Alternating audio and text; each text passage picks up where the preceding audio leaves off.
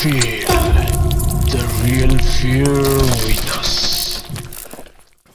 প্রিয় লিসেনার্স, আসসালামু আলাইকুম। দেশ ও দেশের বাইরে যে যেখান থেকে আফনান দ্য হরর ওয়ার্ল্ডের আজকের স্পেশাল এপিসোডের সাথে যুক্ত হচ্ছেন বা পরবর্তীতে হবেন, সকলকে জানাচ্ছি শুভেচ্ছা ও ভালোবাসা। আশা করি সবাই ভালো আছেন, সুস্থ আছেন। প্রিয় লিসেনার্স, আজকের এই স্পেশাল এপিসোডে দ্য হিলম্যান খ্যাত জয় বড়ুয়া ভাইয়ের বেশ কয়েকটি ঘটনা নিয়ে হাজির হয়েছি। আশা করছি ভিন্ন ধর্মের, ভিন্ন সংস্কৃতির এই ঘটনাগুলো বরাবরের মতোই আপনাদের কাছে ভালো লাগবে। জয় বড়ুয়া ভাই বাংলাদেশের একদম দুর্গম অঞ্চলের ঘটনাগুলো সাধারণত নিয়ে আসার চেষ্টা করেন। সমতলের ঘটনা ওনার কাছে থেকে যে পাই না তা কিন্তু নয়, পাই। তবে আমাদের লিসেনাররা এবং আমরা সবাই জয় বড়ুয়া ভাইয়ের কাছ থেকে পাহাড়ি ঘটনাগুলো শুনতে ভালোবাসি। এই কারণেই আমাদের লিসেনাররা জয় বড়ুয়া ভাইকে দ্য হিলম্যান উপাধি দিয়েছেন। তাই দ্য হিলম্যান উপাধি খ্যাত জয় বড়ুয়া ভাইয়ের যে ঘটনাগুলো আজকে আপনাদের সামনে ইনশাল্লাহ উপস্থাপন করব, আশা করছি এর প্রত্যেকটি ঘটনাই আপনাদের কাছে ভয়ের শিহরণ জাগানিয়া হবে ইনশাল্লাহ। প্রিয় লিসেনার্স, একটি কথা না বললেই নয়, যেহেতু ঘটনাগুলো ভিন্ন সংস্কৃতির, তাই আমাদের প্রচলিত বিশ্বাসের সাথে কিছু কিছু বিষয় মিলবে না, এটাই স্বাভাবিক। আর পৃথিবীতে অনেক রহস্যময় ব্যাপার রয়েছে, যার কতটুকুই বা আমরা জানি। অনেক কিছুই আজও রহস্যময়, আর সেই বিশাল রহস্য জগৎ থেকে অতি সামান্য কিছুই আমাদের সামনে উন্মুক্ত হয়েছে। আমাদের বাংলাদেশের প্রত্যন্ত এলাকা, বিশেষ করে যেই দুর্গম এলাকাগুলো, পাহাড়ি এলাকা, পার্বত্য চট্টগ্রামের যে জেলাগুলো রয়েছে, সেখানকার ঘটনা পাওয়া কিন্তু অত্যন্ত দুরূহ। আর সেখানে যারা রয়েছেন তারাও কিন্তু তাদের ঘটনাগুলো আমাদের কাছে প্রকাশ করতে চান না। যেহেতু জয় বড়ুয়া ভাই উনি বর্তমানে সমতলের বাসিন্দা হলেও ওনার আত্মীয় স্বজনরা কিন্তু পাহাড়ি, যার ফলশ্রুতিতে অনেক পাহাড়ি মানুষের সাথে ওনার ওঠা বসা রয়েছে। আর এই কারণেই পাহাড়ি মানুষদের সাথে কথা বলা, যোগাযোগ করা তার জন্য অনেকটা সহজ। আর পাহাড়ি মানুষদের কাছ থেকে ঘটনা উনি এভাবেই সংগ্রহ করেছেন। প্রিয় লিসেনার্স, কথা বাড়াবো না, ঘটনাতে চলে যাব। তবে একটি কথা, সেটা হচ্ছে যে আমাদের ইমেল অ্যাড্রেসের কিন্তু কিছুটা পরিবর্তন এসেছে। সেটা হচ্ছে আগে আমাদের যে ইমেল অ্যাড্রেসটা ছিল সেটার সাথে BD যোগ হবে, AFNANTHEHORRORWORLD Afnan the horror world, এরপরে BD Afnan the horror world BD @gmail.com। এখন থেকে এই ইমেল অ্যাড্রেসে আপনারা ঘটনা পাঠাবেন, এই অনুরোধ করছি। আর ইমেল অ্যাড্রেসের স্পেলিংটা আমরা আমাদের ভিডিও ডেসক্রিপশনে দিয়ে রেখেছি। প্রিয় লিসেনার্স, আমাদের এই এপিসোডের ঘটনাগুলো কেমন লাগছে তা জানিয়ে কিন্তু আমাদের এই ভিডিওর কমেন্ট সেকশনে আপনারা কমেন্ট করতে পারেন। এছাড়া আমাদের ফেসবুক পেজ এবং গ্রুপ রয়েছে আফনান দ্য হরর ওয়ার্ল্ড নামে, যে দুটো লিঙ্কও এই ভিডিওর ডেসক্রিপশনে দেওয়া রয়েছে। সেখানে গিয়েও আপনারা আমাদের পেজে কমেন্ট করতে পারেন এবং আমাদের গ্রুপে কমেন্ট বা পোস্ট দুটোই করতে পারেন। আর আপনারা যারা এখনও আমাদের ফেসবুক পরিবারের সদস্য হননি, দ্রুত এই ভিডিওর ডেসক্রিপশনে গিয়ে ওই লিঙ্কে ঢুকে আমাদের ফেসবুক পরিবারের সদস্য হয়ে যেতে পারবেন। আর আমাদের এই চ্যানেলে সাবস্ক্রাইব করতে কিন্তু ভুলবেন না, আর এই ভিডিওর লাইক বাটনে প্রেস করতেও কিন্তু ভুলবেন না। আপনাদের পরিচিত যারা ভয়ের ঘটনা শুনতে ভালোবাসেন তাদেরকে আমাদের চ্যানেলের লিঙ্কটা শেয়ার করে দেবেন। এই ভিডিওর লিঙ্কটাও আপনাদের আইডিতে শেয়ার করে দিতে পারেন, সেই অনুরোধ করছি। প্রিয় লিসেনার, চলুন চলে যাব আজকের জয় বড়ুয়া ভাইয়ের পাঠানো ঘটনাবলী নিয়ে যে স্পেশাল এপিসোড, সেই স্পেশাল এপিসোডের প্রথম ঘটনায়। আমরা প্রথম ঘটনার শিরোনাম দিয়েছি প্রেতকন্যা। এই প্রেতকন্যা রহস্যময় এক রমণী। এই ঘটনার সময়টা 1955 কি 60, একদম এক্স্যাক্ট সাল বলা না গেলেও কাছাকাছি একটা সাল বলা যায়।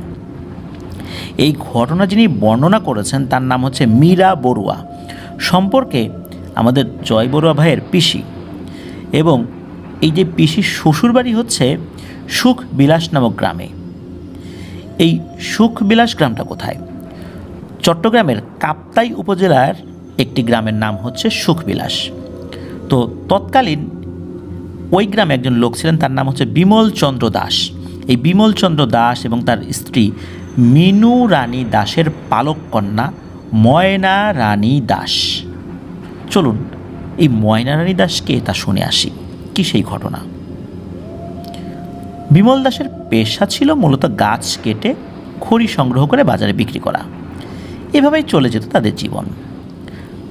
অনেকেই জানেন যে সুখবিলাস গ্রামটা ছোট বড় বেশ অনেকগুলো পাহাড় বা উঁচু ঢিবিতে ঘেরা, যদিও এখন যথেষ্ট সমতল হয়ে গেছে, পাহাড়গুলো অনেকে কেটে ফেলেছেন, কিন্তু আজ থেকে প্রায় এত বছর আগে, কারণ 55 বা 60 সাল ওরকম, তো তখনকার অবস্থা তো আরও অন্যরকম ছিল, বোঝাই যাচ্ছে যে ওই সময়ে কিন্তু বেশ জঙ্গলময় এলাকা ছিল।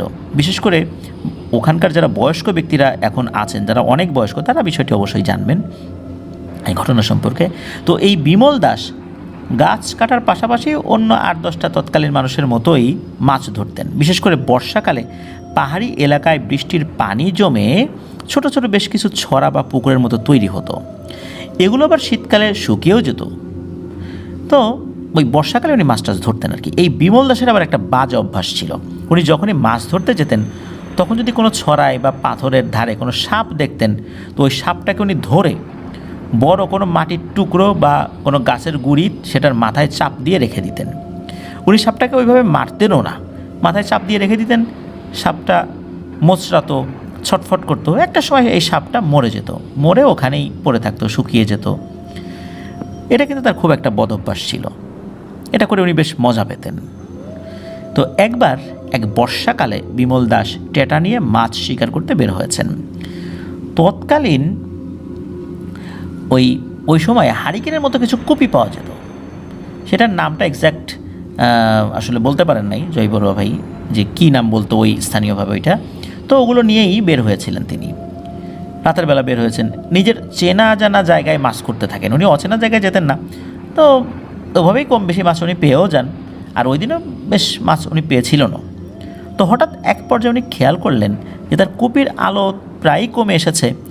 তো তখন সিদ্ধান্ত নেন যে এখন উনি বাড়িতে ফেরত যাবেন। তো উল্টোপাল্টা হাঁটাও দিয়েছেন তিনি। তো একটা মোটামুটি মাঝারি সাইজের ছড়ার পাশে এসে তিনি হঠাৎ করে দেখতে পান একটা কালো সাপ রাস্তা পার হচ্ছে। দেখে মনে হলো সাপটা বেশ মোটা সোটা। তো বিমল দাস তার যে বদ অভ্যাস রয়েছে সেটাই উনি করবেন, আর সাপ ধরতে উনি ভয় পেতেন না, এই বিষয়ে আবার উনি খুব দক্ষ ছিলেন।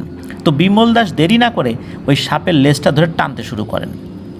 তিনি দেখলেন সাপটা কোনো প্রতিবাদ করছে না, মানে ফস করে উঠছে না বা এরকম ফোঁস শব্দ কিংবা ছৌবল মারার প্রবণতা কোনো কিছুই ছিল না সাপটার। মনে হচ্ছিল লেজ ধরে টানাটানির ফলে সে প্রচণ্ড ব্যথা পাচ্ছে। বিমল খেয়াল করলো যে সাপটার পেটটা যথেষ্ট মোটা হয়ে আছে। সেটা দেখে বিমল মনে করলো যে এই ব্যাটা তো অনেক খেয়েছে, এই জন্য পেট মোটা হয়ে আছে, এই জন্য নড়তে পারছে না। আর সাপ দেখলে তার যে বদ অভ্যাস সেটা হলো ওটার মাথার উপর কোনো ভারী কিছু চাপ দিয়ে রাখা।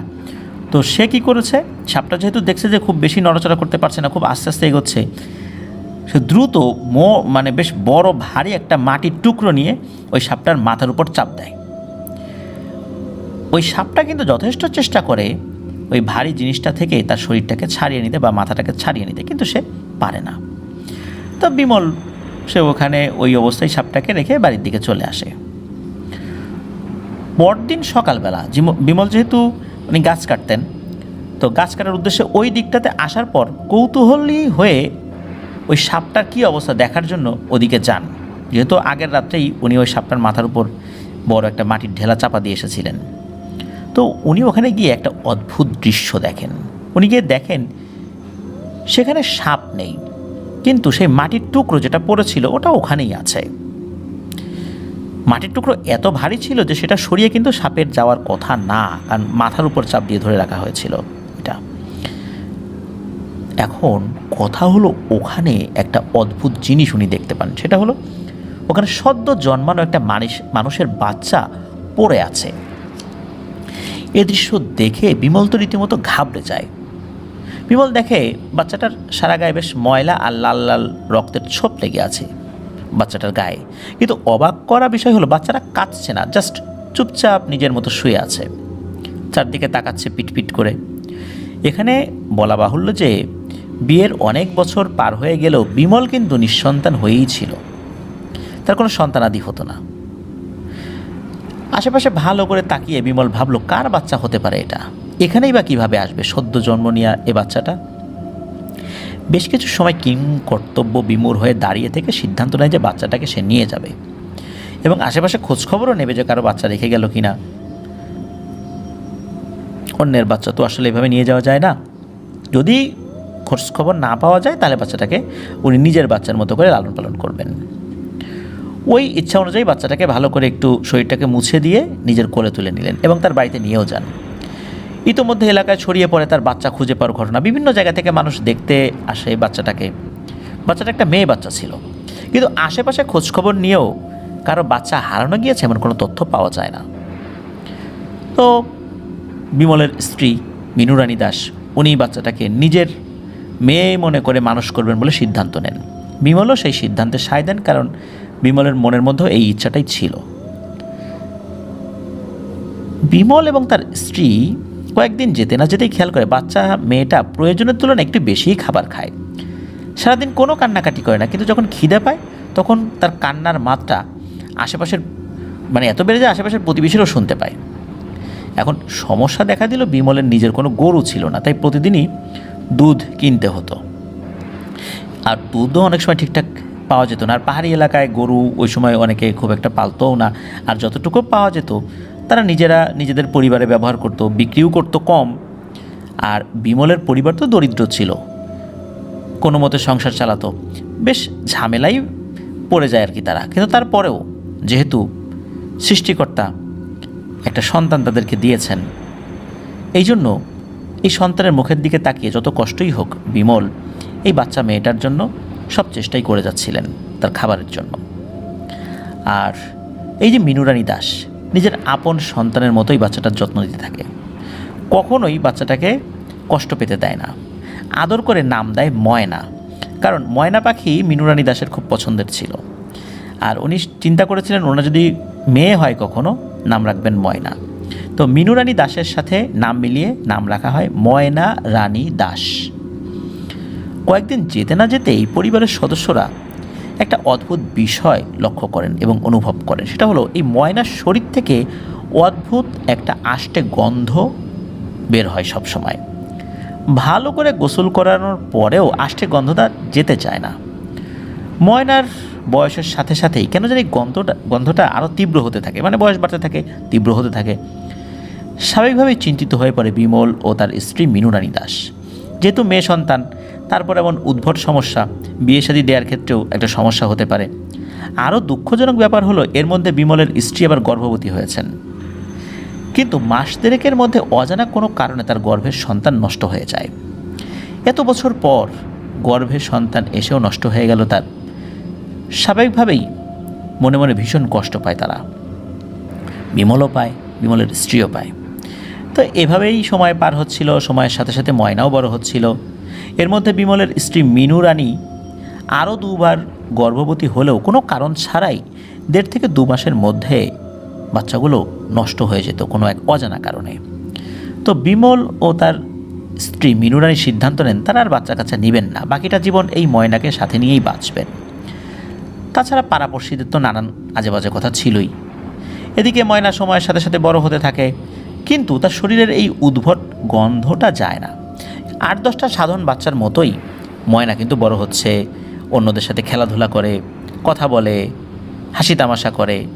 8-10টা সাধারণ বাচ্চারা ঠিক যেভাবে চলাফেরা করে তার চলাফেরা কথাবার্তা ঠিক তেমনই। কিন্তু ওই যে একটা সমস্যা, তার শরীর থেকে উদ্ভট আষ্টে গন্ধ আসে।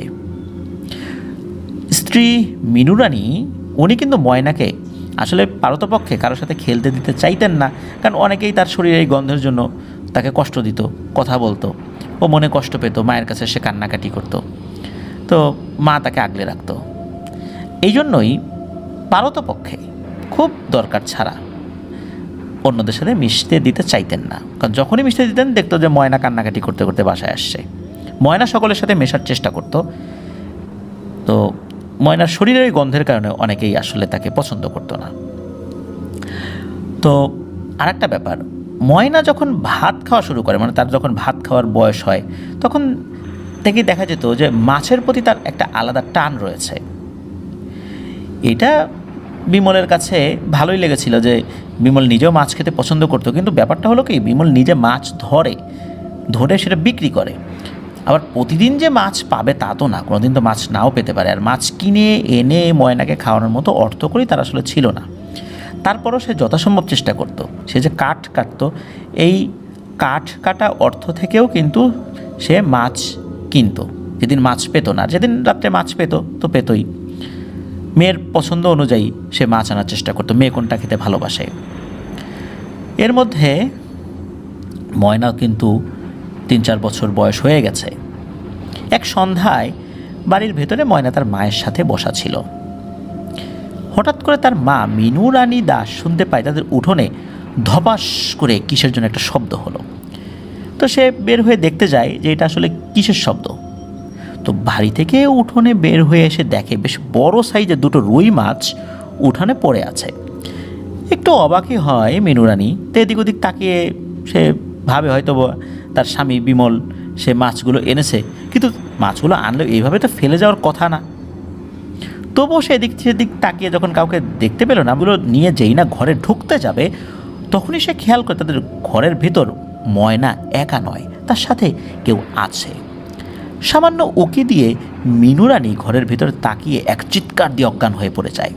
এদিকে তার চিৎকার শুনে আশেপাশের বাড়ি থেকে 2জন মহিলা ছুটে এসে তার বাড়ির যে দরজার সামনে থেকে অজ্ঞান অবস্থায় এই মিনু রানীকে উদ্ধার করে।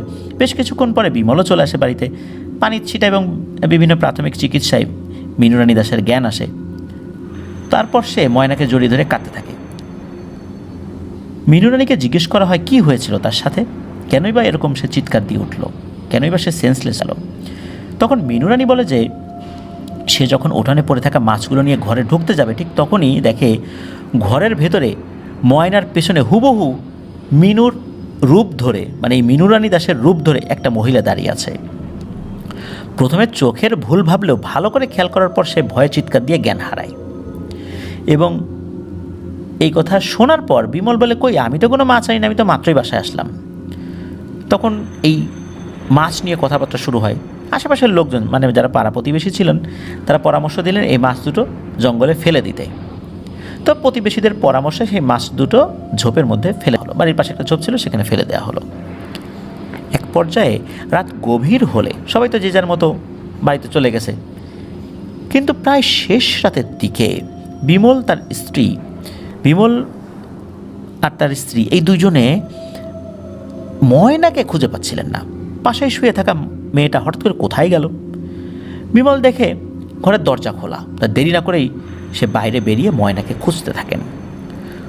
অল্প সময় পরেই বিমল দেখতে পায় যে সে যেদিকে মাছগুলো ফেলেছিল ঝোপের দিকে, ওই দিকে ময়না বসে আছে।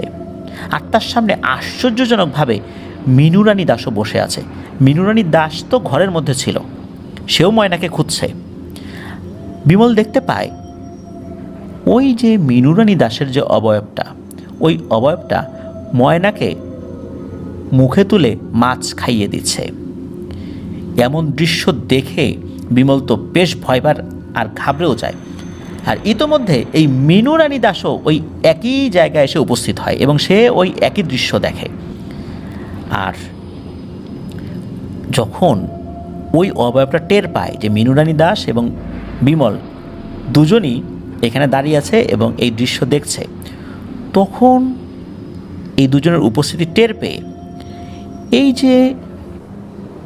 যেই অবয়বটা, এই অবয়বটা অদ্ভুতভাবে তার মাথাটা ঘুরিয়ে সুসুরিয়ে একদম পাশের ঝোপের মধ্যে চলে গেল। ঠিক যেমন কোনো সাপ মাথাটা ঘুরিয়ে চলে যায়, কাত করে মাথা ঘুরিয়ে চলে যায়, এইভাবে মনে হলো সে চলে গেল। এইভাবে এই জিনিসটা চলে গেল, এটা যে নিশ্চয়ই স্বাভাবিক বিষয় নয়, এটা কিন্তু বিমল এবং মিনু রানী দাস বুঝতে পারেন। বিমল দৌড়ে গিয়ে ময়নাকে কোলে নিয়ে ঘরে চলে যান। মিনু রানী দাসও স্বামীর সাথে ঘরে চলে আসেন। এমন একটা ভয়ানক ঘটনা তারা দেখতে পান। পরদিন সকালবেলা এলাকাবাসীর সাথে পরামর্শ করে তারা এক হিন্দু কবিরাজের শরণাপন্ন হন। তো কবিরাজ 2-1 দিন পার হয়ে গেলেও কোনো সঠিক রেজাল্ট দিতে পারছিল না। জাস্ট ঝাড়ফুঁক করে তাবিজ দিয়েছেন, কিন্তু কেন এমনটা হলো, কেন এমনটা হচ্ছে, এর আদ্যপান্ত কিছুই বলতে পারছিলেন না তিনি। ময়না কিন্তু আবার একদমই স্বাভাবিক, অন্যান্য বাচ্চাদের মতো তার আচার আচরণ। বরঞ্চ বেশ কিছুদিন যাবৎ তার আচার আচরণ আরও বেশ ভালো, সে আরও প্রফুল্ল প্রাণবন্ত। তো এই ঘটনার 3 থেকে 4 দিন কোনো অস্বাভাবিক ঘটনা ঘটেনি, মানে এই ঘটনার পর আর কি। একদিন ঠিক দুপুরবেলা এক ভিখারি এসে ভিক্ষা চায় এই মিনুরানী দাসের কাছে। সে ভিক্ষার চাল আনতে ঘরে ঢোকে, ময়নাকে সাথে নিয়েই, আবার ময়নাকে সাথে নিয়ে সে ভিক্ষা দিতে আসে। তো ভিক্ষা নেবার সময় ভিখারি মিনুকে জিজ্ঞেস করে, আচ্ছা এটা কিসের গন্ধ? মিনু কোনো উত্তর না দিয়ে ময়নাকে নিয়ে ঘরের ভিতরে ঢুকতে যাবে, ঠিক তখনই পেছন থেকে ওই ভিখারিটা বলে ওঠে, দক্ষিণ দিকে যা, সমাধান পাবি এর। এই বলেই সে চলে যায়। তো ভিখারির কথার গুরুত্ব না দিয়ে এই মিনুরানী দাস ময়নাকে নিয়ে ঘরে ঢুকে যান। পরে বিমল বাড়িতে এলে তাকে এই বিষয়টা খুলে বলে। তো বিমল তো চিন্তা করছেন যে এর আগেও তো অনেক চেষ্টা তদবির করা হয়েছে এই গায়ের গন্ধ নিয়ে, কিন্তু সমস্যার সমাধান তো হয়নি। যেহেতু ওই ভিখারিটা বলেই গেছে, দক্ষিণ দিকে আসলে কি আছে সেটা তো জানতে হবে। তো বিমল তার মতো করে খোঁজখবর লাগায়। 2-1 দিন পর সে জানতে পারে যে গ্রামের দক্ষিণ দিকে বেশ কিছুটা দূরে এক সিদ্ধা মহিলা, মানে একজন সাধিকা মহিলা রয়েছেন, যিনি সাধনা করেন। তো খবর পেয়ে বিমল ও তার স্ত্রী মিনু ময়নাকে নিয়ে সেই মহিলা সাধিকার শরণাপন্ন হন। অদ্ভুত বিষয় হলো, ময়নাকে নিয়ে তারা সেই মহিলা সাধিকার কাছে উপস্থিত হলে তিনি নিজে থেকেই বলতে থাকেন, হ্যাঁ রে বিমল, এতদিন পরে এলি? আরও আগে আসবি বলে ভেবেছিলাম। কেন কেন এমন পাপ কাজ করতে গেছিলি বলতো? কেন সেদিন ওই গর্ভবতী সাপটাকে এত কষ্ট দিলি? কেনই বা তাকে মাটির টুকরো দিয়ে চাপা দিতে গেলি? এসব কথা শুনে বিমল তো প্রথমে হাঁ করে তার দিকে তাকিয়ে থাকে, কেননা সে তো এই টাইপের কাজ অনেকবার করেছে। এই জন্য তার কাছে এই বিষয়গুলো অতটা মাথায়ও ছিল না। 8-10টা সাধারণ ঘটনার মতোই তার কাছে মনে হয়েছিল। পরে যখন সে বুঝতে পারলো যে আসলে ব্যাপারটা কি ছিল, তার হুঁশ ফেরো এলো যে আসলে সে কী করেছে, কোন সাপটার কথা বলছে। এরপর সেই সাধিকা বলে ওঠেন, কিরে মনে পড়ছে না তোর? এক মাকে কষ্ট দিয়ে আর এক মায়ের কাছে এসেছিস রক্ষা পেতে। মায়েদের এই সমস্যা, সন্তানকে কখনোই ছাড়তে পারেন না, সে যতই অধম সন্তান হোক না কেন। মনে করে দেখ সেই কালো সাপটির কথা। কিছুক্ষণ পর বিমল নিজের অজান্তেই কেঁদে ওঠে এবং সেই সাধিকার কাছে ক্ষমা চান। তিনি বলেন যে আমি সেদিনই এসব কিছু জেনেছিলাম, কিন্তু তুই তো ময়নাকে নিজের মেয়ের মতোই পালন করেছিস, তোকে শাস্তির হাত থেকে তাই বাঁচিয়ে দিয়েছে এই ময়নার আসল মা।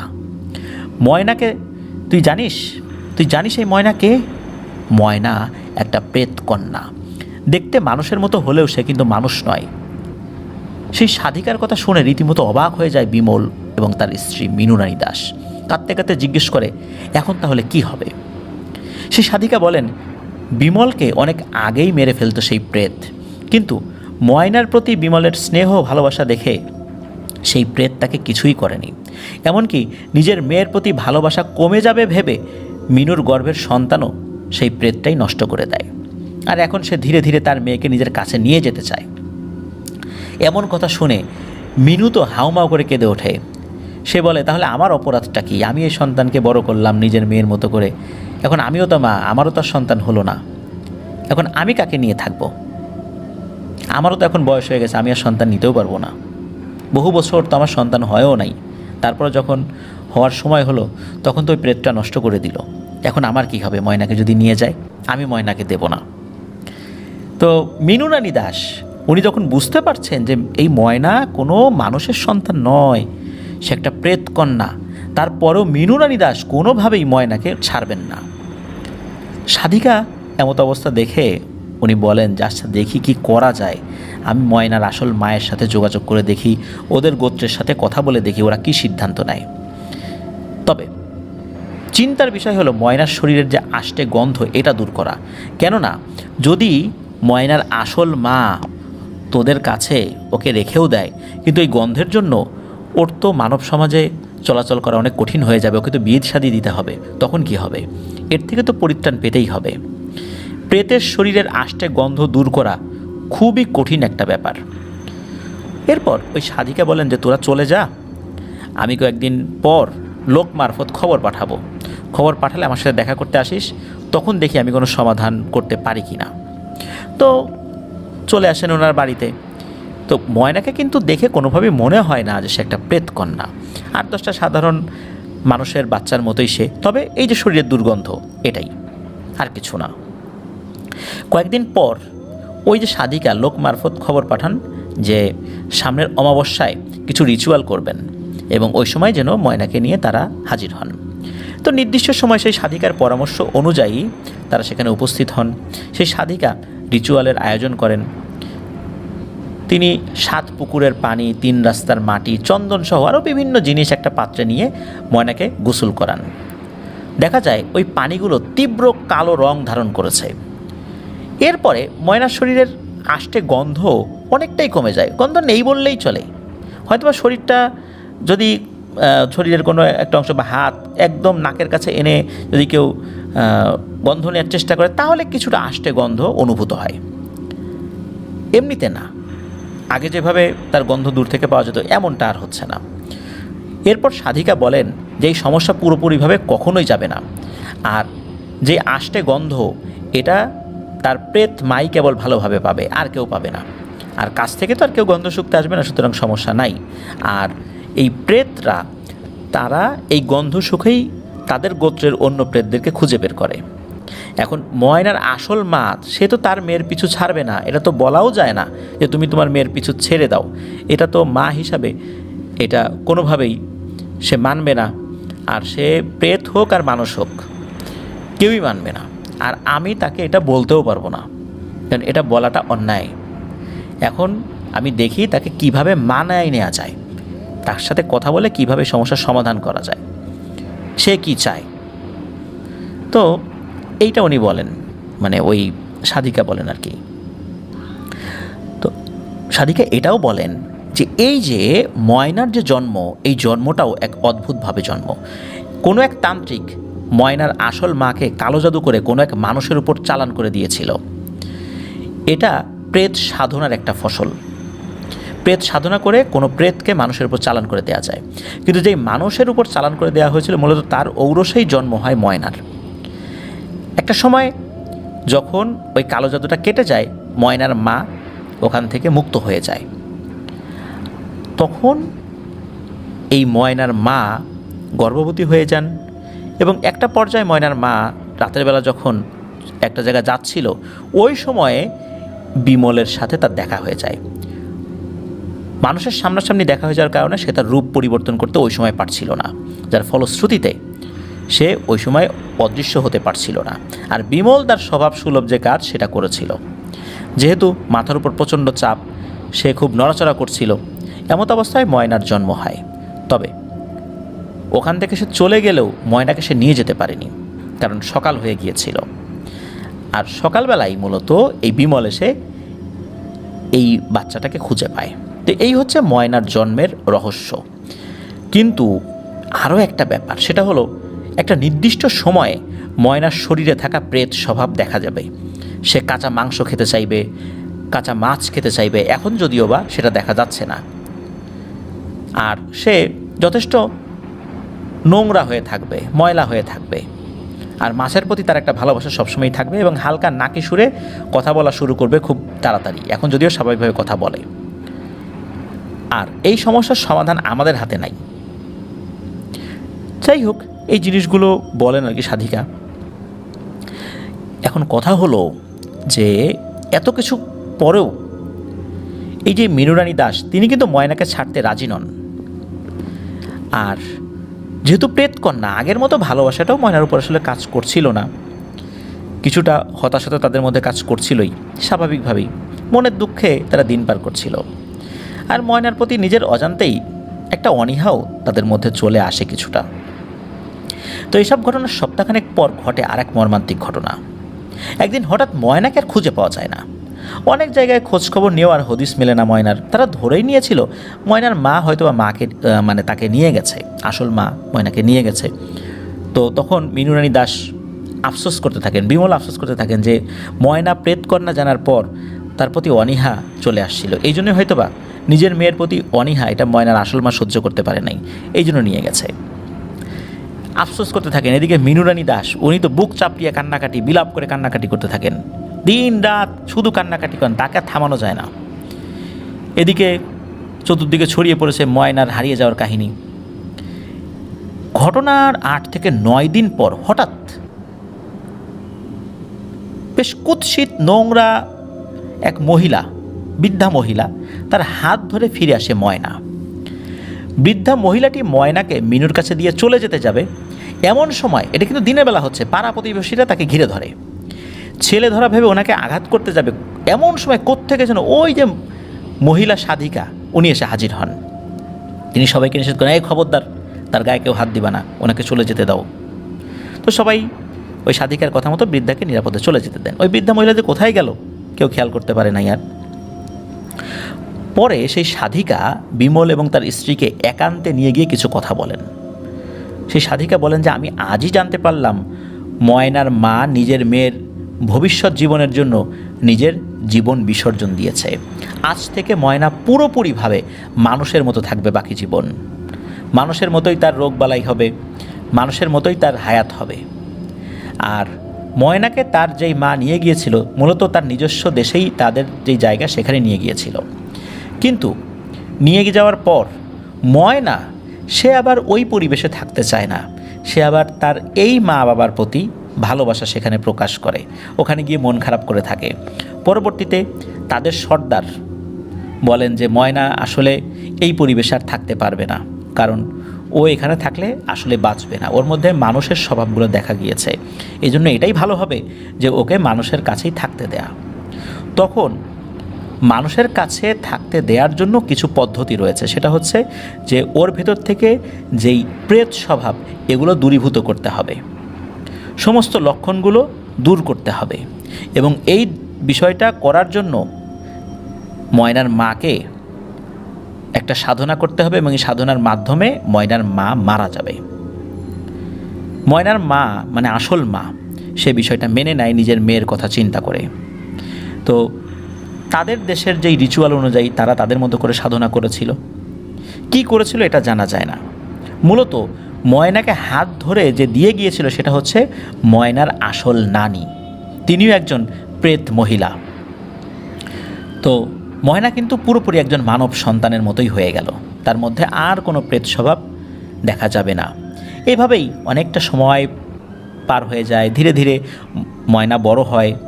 এতদিনে তার যে স্বভাব অন্য 8-10টা স্বাভাবিক বাচ্চার মতোই তার স্বভাব, কিন্তু একটা ব্যাপার সে হলো, সে যদি কখনো কারোর সাথে মাছ ধরতে যেত অন্যদের চাইতে সে দ্বিগুণ মাছ পেত। আর কারোর সাথে যদি খেলাধুলা করতো অন্যদের থেকে তার চঞ্চলতা বেশিই থাকতো, দৌড়ঝাঁপে তার সমবয়সী ছেলেদেরকেও হারিয়ে দিত। মেয়েরা তো পরের কথা, ছেলেদের সাথেও সে দৌড়ে জিতে যেত। আর তার সাহস ছিল অনেক বেশি, মেধা বুদ্ধিতেও সে আলাদা ছিল অন্যদের থেকে। অনেক তীক্ষ্ণ বুদ্ধিসম্পন্ন মানুষ যেরকম হয় সে ছিল সেরকম। আরও কিছু ঘটনা শোনা যায়, যেমন ময়নার বিয়ে ঠিক হয় রাঙ্গুনিয়া গ্রামে। বিয়ের দিন বরযাত্রী আসার কথা ছিল 200 জন, কিন্তু দেখা যায় শুধু বরযাত্রী এসে উপস্থিত হয় 300 জন, অথচ আসার কথা ছিল 200 জন। এখন এই যে 100 জন বেশি হলো, এখন এই খাবারগুলোও কীভাবে ম্যানেজ করা যাবে? এখন ময়নার বাবা বিমল উনি তো দরিদ্র মানুষ, উনি তো খুব ঘাবড়ে যান যে মান সম্মানের বিষয়, কি করবেন ভেবে পাচ্ছিলেন না। ঠিক তখনই দেখেন একটা বৃদ্ধা মহিলা, ওই যে বৃদ্ধা মহিলাটা ময়নার হাত ধরে দিয়ে গিয়েছিল। ময়না যখন হঠাৎ করে গায়েব হয়ে গিয়েছিল 8-9 দিন পর, আবার যখন ফেরত আসলো, সেই বৃদ্ধা মহিলাটা এসেছেন। সে আসার পর খাবারের যে হাঁড়িগুলো ছিল সেই হাঁড়িতে নিজের হাত দিয়ে একটা করে চর মেরে দিয়ে আবার নিজের মতো করে চলে যান।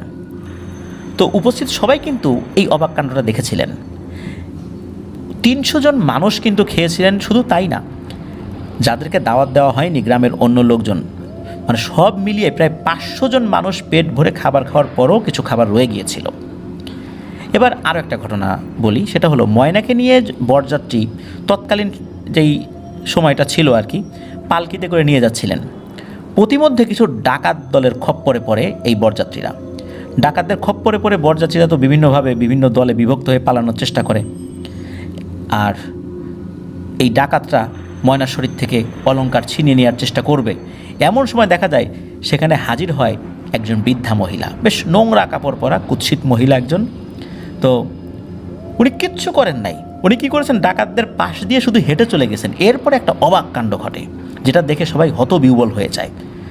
সবাই দেখে যে এই ডাকাতদের প্রত্যেকে শুকনো মাটিতে বুক অবধি মাটিতে ঢুকে গেছে। শুকনো মাটি ভেদ করে বুক অবধি কেবল ডাকাত সদস্যরাই ঢুকেছিল, অন্য কেউ না। বাকিরা তো প্রচণ্ড ভয় পেয়েছেন, বরযাত্রী, আরে কী হলো এটা। তো গ্রামবাসীরা সবাই ওখানে চলে আসে, চিৎকার চেঁচামেচি হয়, সবাই এই অবস্থা দেখে। ডাকাতরা তো কান্নাকাটি করে মাপ চাচ্ছে। তখন গ্রামবাসীরা ডাকাতদেরকে ওখান থেকে মাটি খুঁড়ে উদ্ধার করে বেধড়ক পিটুনি দেয়, পিটুনি দিয়ে পুলিশের হাতে তুলে দিয়েছিল। সুখবিলাস গ্রামে এই ডাকাত ধরার ঘটনা আজও নাকি মানুষের মুখে মুখে ঘুরে বেড়ায়।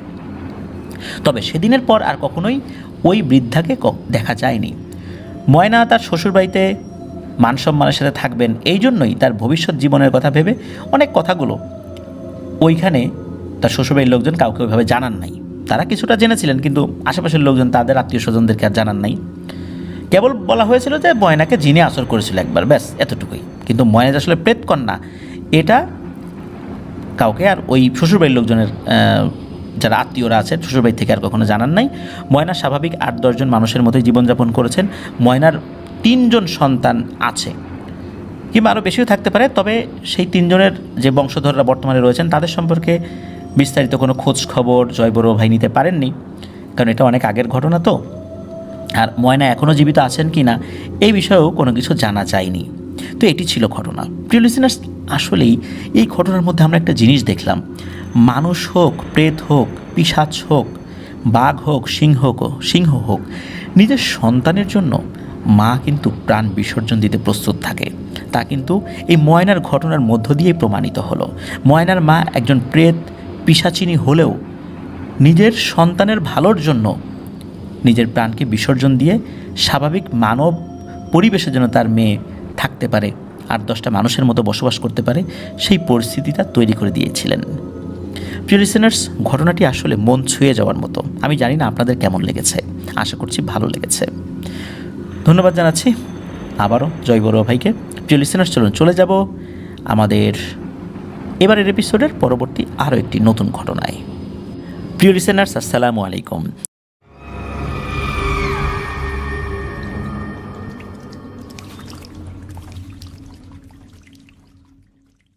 প্রিয় লিসেনার্স, ফিরে এলাম আমাদের এবারের স্পেশাল এপিসোডের দ্বিতীয় ঘটনায়। জয় বড়ুয়া অনেক আগে থেকেই একজন ব্যক্তিকে নিয়ে কিছু তথ্য সংগ্রহ করার চেষ্টা করছিলেন, এবং 2023 সালে আমাদের চিফ মডারেটর সৌমিত্র রয় নারায়ণতান্ত্রিক নামক একজন ব্যক্তিকে ঘিরে কয়েকটি এপিসোড প্রচারিত হবে বলে জানিয়েছিলেন। বেশ কিছু কারণে পরবর্তীতে এই সম্পর্কিত বিষয়ে আমাদের আগানো সম্ভব হয়নি, কারণ নারায়ণতান্ত্রিক সম্পর্কিত তথ্যগুলো যার মাধ্যমে পাবো জয় বড়ুয়া, সেই জয় বড়ুয়াই নারায়ণতান্ত্রিকের তথ্যগুলো সেভাবে পাচ্ছিলেন না, যার কারণে দীর্ঘ সময় আমরা নিয়েছি তার সম্পর্কে তথ্য উপস্থাপন করার জন্য। তো জয় বড়ুয়া যতটুকু পেরেছেন তথ্য উপস্থাপন করার চেষ্টা করেছেন, তার সম্পর্কে জানার চেষ্টা করেছেন, তাকে ঘিরে ছোট ছোট কিছু ঘটনা সংগ্রহের চেষ্টা করেছেন। তবে আজকে নারায়ণতান্ত্রিকের প্রথম পর্ব আমরা প্রচার করব স্পেশাল এপিসোডে। তবে এটা নিয়ে যে সিরিজ আসবে বিষয়টা এরকম না, হয়তোবার 1টা কি 2টো এরকম পর্ব হতে পারে, এর বেশি হবে না। আমরা সিরিজ আকারে নির্দিষ্ট কোনো ঘটনা প্রচার করব না, এটা আমরা আগে থেকেই বলেছি। তো যেহেতু ওনার তথ্যগুলো একবারে পাওয়া যায় না, যখন আবার আসবে তখন আমরা করব, যখন আবার আসবে তখন করব, এভাবে আর কি।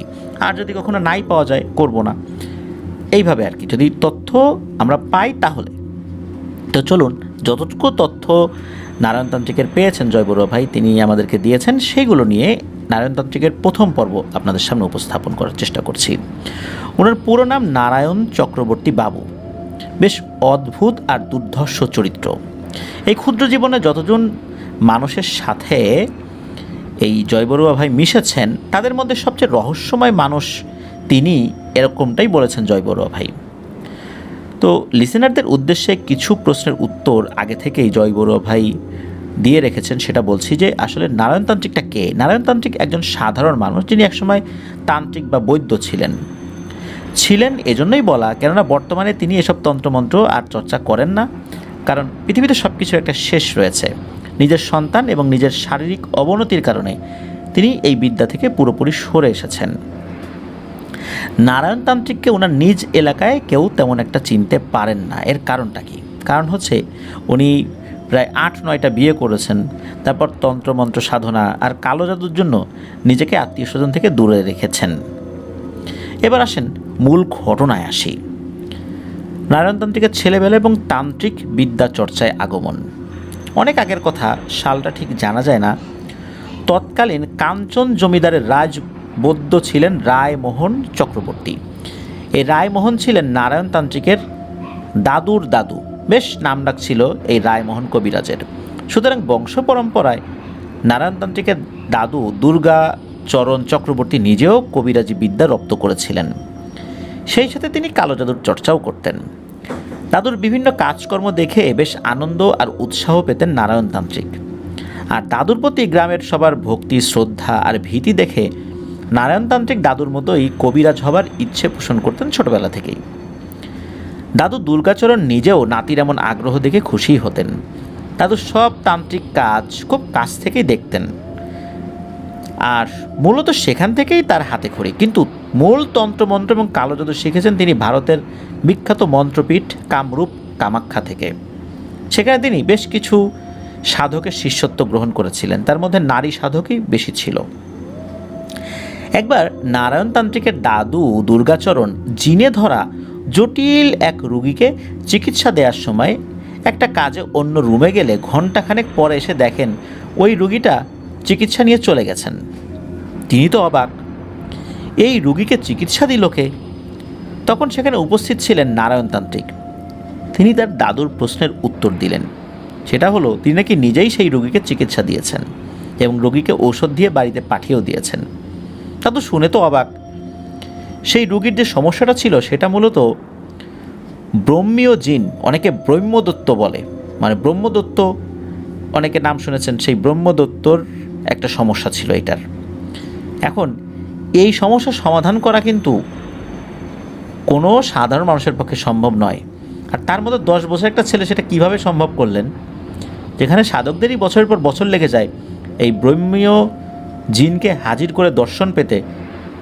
তো দাদু নারায়ণের কাছে কিভাবে এই কাজটা সে করেছে সেটা জিজ্ঞেস করেন। তো নারায়ণ তার চিকিৎসার ধরন বর্ণনা করতেই দাদু বুঝতে পারেন নারায়ণ অনেক উঁচু স্তরের কাজ রপ্ত করে ফেলেছেন। দাদু নারায়ণতান্ত্রিককে কাছে টেনে নিয়ে কোলে বসিয়ে চালাকি করে ওই রকম কাজের চেয়ে নিম্ন প্রকৃতির কাজ সম্পর্কে জানতে চান, কিন্তু নারায়ণতান্ত্রিক এই বিষয়ে কিছুই বলতে পারেন না। তখন নারায়ণতান্ত্রিক তার দাদু দুর্গাচরণকে অবাক করে দিয়ে আরও বলেন, দাদু তোমার এখানে হঠাৎ করে আসে আবার চলে যায়, এমন মানুষদের মধ্যে সুন্দর কাপড় পরা এই মানুষটাকে আমি আজকেই দেখলাম, তাকে আমার বেশ পছন্দ হয়েছে। আমি ওনাকে স্বপ্নেও বেশ কয়েকবার দেখেছি, এখনও উনি এসেছিলেন, আর আমি ওনাকে এই রোগীর কথা বলতেই উনি এই রোগীকে সুস্থ করে দিয়েছেন। আর এই রোগীর শরীর থেকে একটা কালো মানুষকে বের করে বেধড়ক পিটুনি দিয়েছেন, তারপর ওই মানুষটাকে তাড়িয়ে দিয়েছেন। আর লাল শাড়ি পরা মহিলাটা আমাকে সবসময় আদর করে। দুর্গাচরণের মাথায় রীতিমতো আকাশ ভেঙে পড়ার মতো অবস্থা নারায়ণের মুখে এই কথা শুনে। এই বাচ্চা ছেলে যেসব মানুষদের কথা বলছে তারা মূলত খুবই শক্তিশালী হিন্দু জিন, আর সুন্দর পোশাকে আসা জিনটাও ওদের সর্দার। এটাকেই মূলত ব্রহ্মদত্ত বলা হয়। জিনদের মধ্যে ঠাকুর পুরোহিত গোছের যে জিন থাকে তাদের সর্দারকেই মূলত ব্রহ্মদত্ত বলা হয়। তো লাল শাড়ি পরাটা যে মহিলার কথা বলা হচ্ছে উনিও খুব শক্তিশালী কোনো একটা মহিলা জিন। তো এরকম জিনদের কথা দাদু অনেক আগে থেকেই জানতেন। এখন দাদুর মাথায় আরও কিছু আসার আগেই নারায়ণ আরও বলে ওঠেন, দাদু আমি সেই লোকটাকে কালকে সন্ধ্যায় আবার আসতে বলেছি।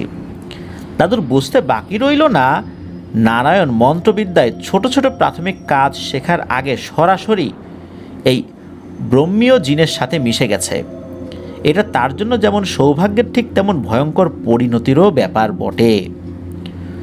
দুর্গাচরণ সেই রোগীকে পুনরায় ডেকে পাঠিয়ে খবর নিয়ে দেখেন তিনি আসলেই সুস্থ হয়ে গেছেন। তার কাছেও তিনি জানতে চান নারায়ণ তাকে কীভাবে চিকিৎসা করেছিল।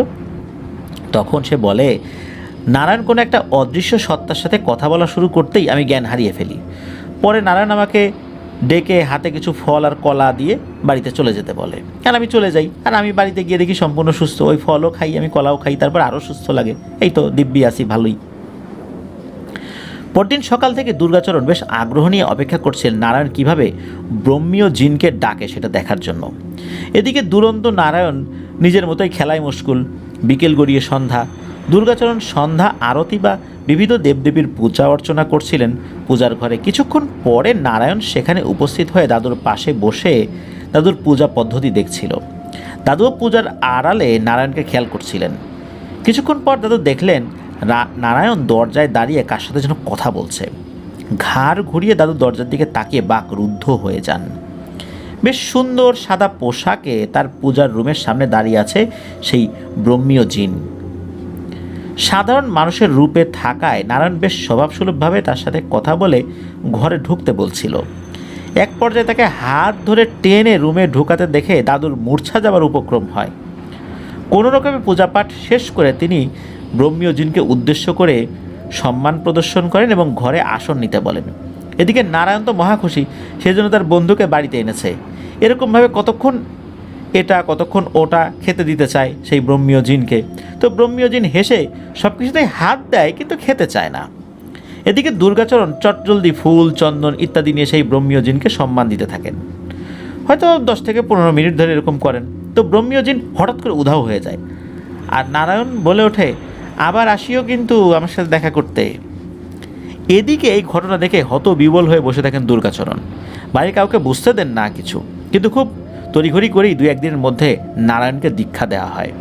প্রায় 7-8 দিন পর দুর্গাচরণ অনেক পূজা অর্চনা সাধনা করে আবার সেই ব্রহ্মীয় জিনকে ডেকে এর প্রতিকার চান যে আমার এই নাতি তো খুবই ছোট, আপনি তো ওকে দেখা দিচ্ছেন, এটা ওর জন্য সৌভাগ্যের ব্যাপার, কিন্তু আপনার এই ভার কি ও নিতে পারবে? ওর তো ক্ষতি হয়ে যাবে, আর ও তো এখনও বুঝতে পারছে না যে আপনি কে আসলে। কিন্তু সেই ব্রহ্মীয় জিন দাদু দুর্গাচরণকে এতটুকুই বলেন, নারায়ণকে তার ভালো লেগেছে। নারায়ণ যতদিন বেঁচে থাকবেন ততদিন তিনি তার ডাকে সাড়া দেবেন। কিন্তু এটা সত্য যে এটার পরিণতি বেশ ভয়ানক। কারণ হলো ব্রহ্মদৈত্য বা ব্রহ্মীয় জিনেরা যার ডাকে সাড়া দেয়, আরও অসংখ্য হিন্দু জিনেরা ওই ব্যক্তির শত্রু হয়ে যায়, আর ব্রহ্মীয় জিন থেকে তাদেরকে দূরে রাখতে চায়, যাতে করে পথভ্রষ্ট করে ব্রহ্মীয় জিন থেকে তাদেরকে দূরে রাখলে অন্য জিনদেরও কিছু উপকার হয়। কারণ অনেক সময় অন্য জিনেরা কোনো মানুষের উপর প্রভাব বিস্তার করলে ব্রহ্মীয় যে জিন বা ব্রহ্মদৈত্য জিন এসে এর একটা প্রতিকার করেন। এই জন্য অন্য জিনেরা চায় না যে ব্রহ্মদৈত্য বা ব্রহ্মীয় জিন কারোর সাথে থাকুক। এই জন্য ব্রহ্মদৈত্য কারো ক্ষতি না করলেও অন্য জিনেরা এসে তার ক্ষতি করে, সবসময় ক্ষতির চেষ্টা করতে থাকে। এটাই হচ্ছে মূল কথা। তো এই বিষয়ে ব্রহ্মদৈত্য যিনি এসেছিলেন উনি বলেন যে তুমি ওর দিকে খেয়াল রেখো, আর ও ডাকলেই আমি শুধু আসব, এমনিতে আর আমার তেমন কোনো উদ্দেশ্য নেই, তবে ও ডাকলে আমি আর চুপ থাকতে পারবো না, ওকে আমার ভালো লেগেছে, ও আমার নাতি। তাই এমনটাই বলেছিলেন। এখন দাদু দুর্গাচরণ তো চিন্তিত হয়ে পড়েন। এদিকে বয়স বাড়ছে, সাথে সাথে নারায়ণ কেমন জানি বেশ ডানপিটার উচ্ছৃঙ্খল হয়ে যাচ্ছে। যার তার সাথে ঝগড়া বিবাদ, মারামারি যেন তার নিত্যদিনের ঘটনা। আর কেউ যদি ভয়ে কোনো কাজ এড়িয়ে যায় তবে সেটা নারায়ণ সবার আগে করতে তৈরি হয়ে থাকত। যুগের সাথে তাল মিলিয়ে একসময় নারায়ণ রাজনীতিতে জড়িয়ে পড়ে। রাজনীতির আড়ালে সে বড় বড় অপরাধে জড়িয়ে পড়ে। পুরো এলাকায় ত্রাস হয়ে যায় সে। কালক্রমে দুর্গাচরণ মারা যান। মৃত্যুর পূর্বে অনেকবার তিনি নারায়ণকে একবার দেখে যেতে চেয়েছিলেন, কিন্তু আত্মগোপনে থাকা নারায়ণের সাথে বাড়ির কারোরই তেমন যোগাযোগ হয়নি। পরিস্থিতি স্বাভাবিক হলে নারায়ণ বাড়িতে আসেন। একদিন এসে দাদুর মৃত্যুর খবর উনি শুনতে পান, এবং ভাগ্যক্রমে কদিন পরে আবার তার বাবাও মৃত্যুবরণ করেন। বাড়ির গুরু দায়িত্ব এসে পড়ে তার ঘাড়ে। আগের মতো তো বাউন্ডলে হয়ে ঘুরে বেড়ানো যায় না। পুজো পাঠ করতে করতে তার মনে কেমন যেন এক ভবগুরু ভাব উদয় হয়।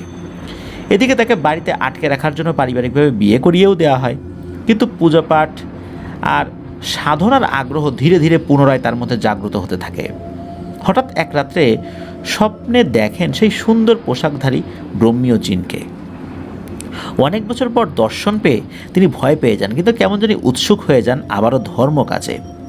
একদিন হঠাৎ বাড়ির কাউকে কিছু না বলে রামগড় সীমান্ত দিয়ে তিনি ভারত প্রবেশ করে চলে আসেন তন্ত্রমন্ত্রের বিদ্যাপীঠ কামরূপ কামাখ্যায়।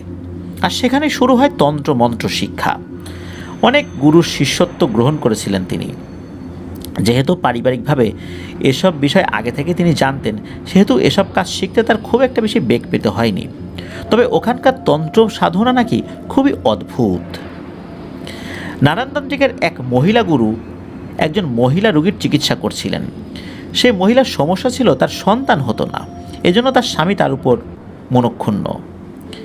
এখন নিজের উপর স্বামীর এমন নারাজি মন মানসিকতা কাটাতে আর সন্তান লাভের মানসে তিনি এই মন্ত্রপীঠে এসেছিলেন। তো নারায়ণতান্ত্রিক ওই মহিলাকে কিভাবে যেন বশ করে নেন, কিন্তু তার গুরু মহিলাটি সেটা জানতে পারেন এবং রাগ করে নারায়ণকে শাস্তি দেওয়ার জন্য নারায়ণের উপর নাঙ্গা বান মানে নাঙ্গা মন্ত্র চালান করে দেন। এই বান মারা হলে রোগী নাকি সম্পূর্ণ বিবস্ত্র হয়ে রাস্তায় ঘুরতে থাকবে, পাগল হয়ে ঘুরতে থাকবে, সে নিজেও বুঝবে না তার শরীরে কোনো কাপড় চোপড় নাই। মূলত নারায়ণতান্ত্রিককে শিক্ষা দেওয়ার জন্যই নাকি তার গুরু এমন বান মেরেছিলেন। কিন্তু অদ্ভুত এক ঘটনা ঘটে। এই বান একে একে 3 বার মারা হলেও তাকে সেই বানে কাজ করছিল না। বেশ কয়েকদিন জ্বরে ভুগে আবার সুস্থ হয়ে যেতেন নারায়ণতান্ত্রিক। এদিকে তার গুরু তো রীতিমতো অবাক, কেননা একটা অব্যর্থ বান ছিল এটা। আর এই বানটা খুব সহজেই নাকি যে কাউকে ধরে যায়, কিন্তু নারায়ণকে কোনোভাবেই এটা ধরতে পারছিল না। বলা বাহুল্য, একই বান নাকি কারো উপর 3 বার মারার পরে যদি কাজ না হয়, তাহলে সেই বানে তার আর কোনো ক্ষতি হয় না। যদি 1000 বারও মারা হয় আর নাকি কাজ হয় না। তো নারায়ণতান্ত্রিকের গুরু যখন এসব বিষয়ে জানতে সাধনা করেন, তখন তিনি জানতে পারেন নারায়ণতান্ত্রিক ব্রাহ্মণ পৈতা গোত্রের লোক, মানে এসব লোক ভালো লগ্নে জন্মগ্রহণ করেছেন। তারা কোনো অসুচি সহ্য করতে পারেন না এবং ব্রহ্মীয় জিন এসব গোত্রের লোকদের বিশেষভাবে রক্ষা করার চেষ্টা করেন। এসব জানার পর তার মহিলা গুরু নারায়ণতান্ত্রিককে ডেকে সব কিছুই খুলে বলেন এবং তাকে দেশে ফিরে গিয়ে মানুষের সেবা করতে বলেন। কিন্তু উনি তো আরও সাধনা করার আগ্রহ তাকে জানান। তখন তার সেই মহিলা গুরু জানান যে তুমি এসব নিচু স্তরে সাধনা করো না, এই কাজগুলো ভালো না। তুমি ভালো ভালো কাজ করো, মানুষের উপকার করবা, এটাই তোমার কাজ, এতেই তোমার মঙ্গল হবে। আমি তোমাকে কোনো খারাপ কাজ শেখাতে পারবো না, খারাপ কোনো বুদ্ধিও দিতে পারবো না। মহিলা গুরুর এই কথাগুলো নারায়ণতান্ত্রিকের মনে ধরে, সেটা মেনে নেন। নারায়ণতান্ত্রিক দেশে ফেরত আসেন।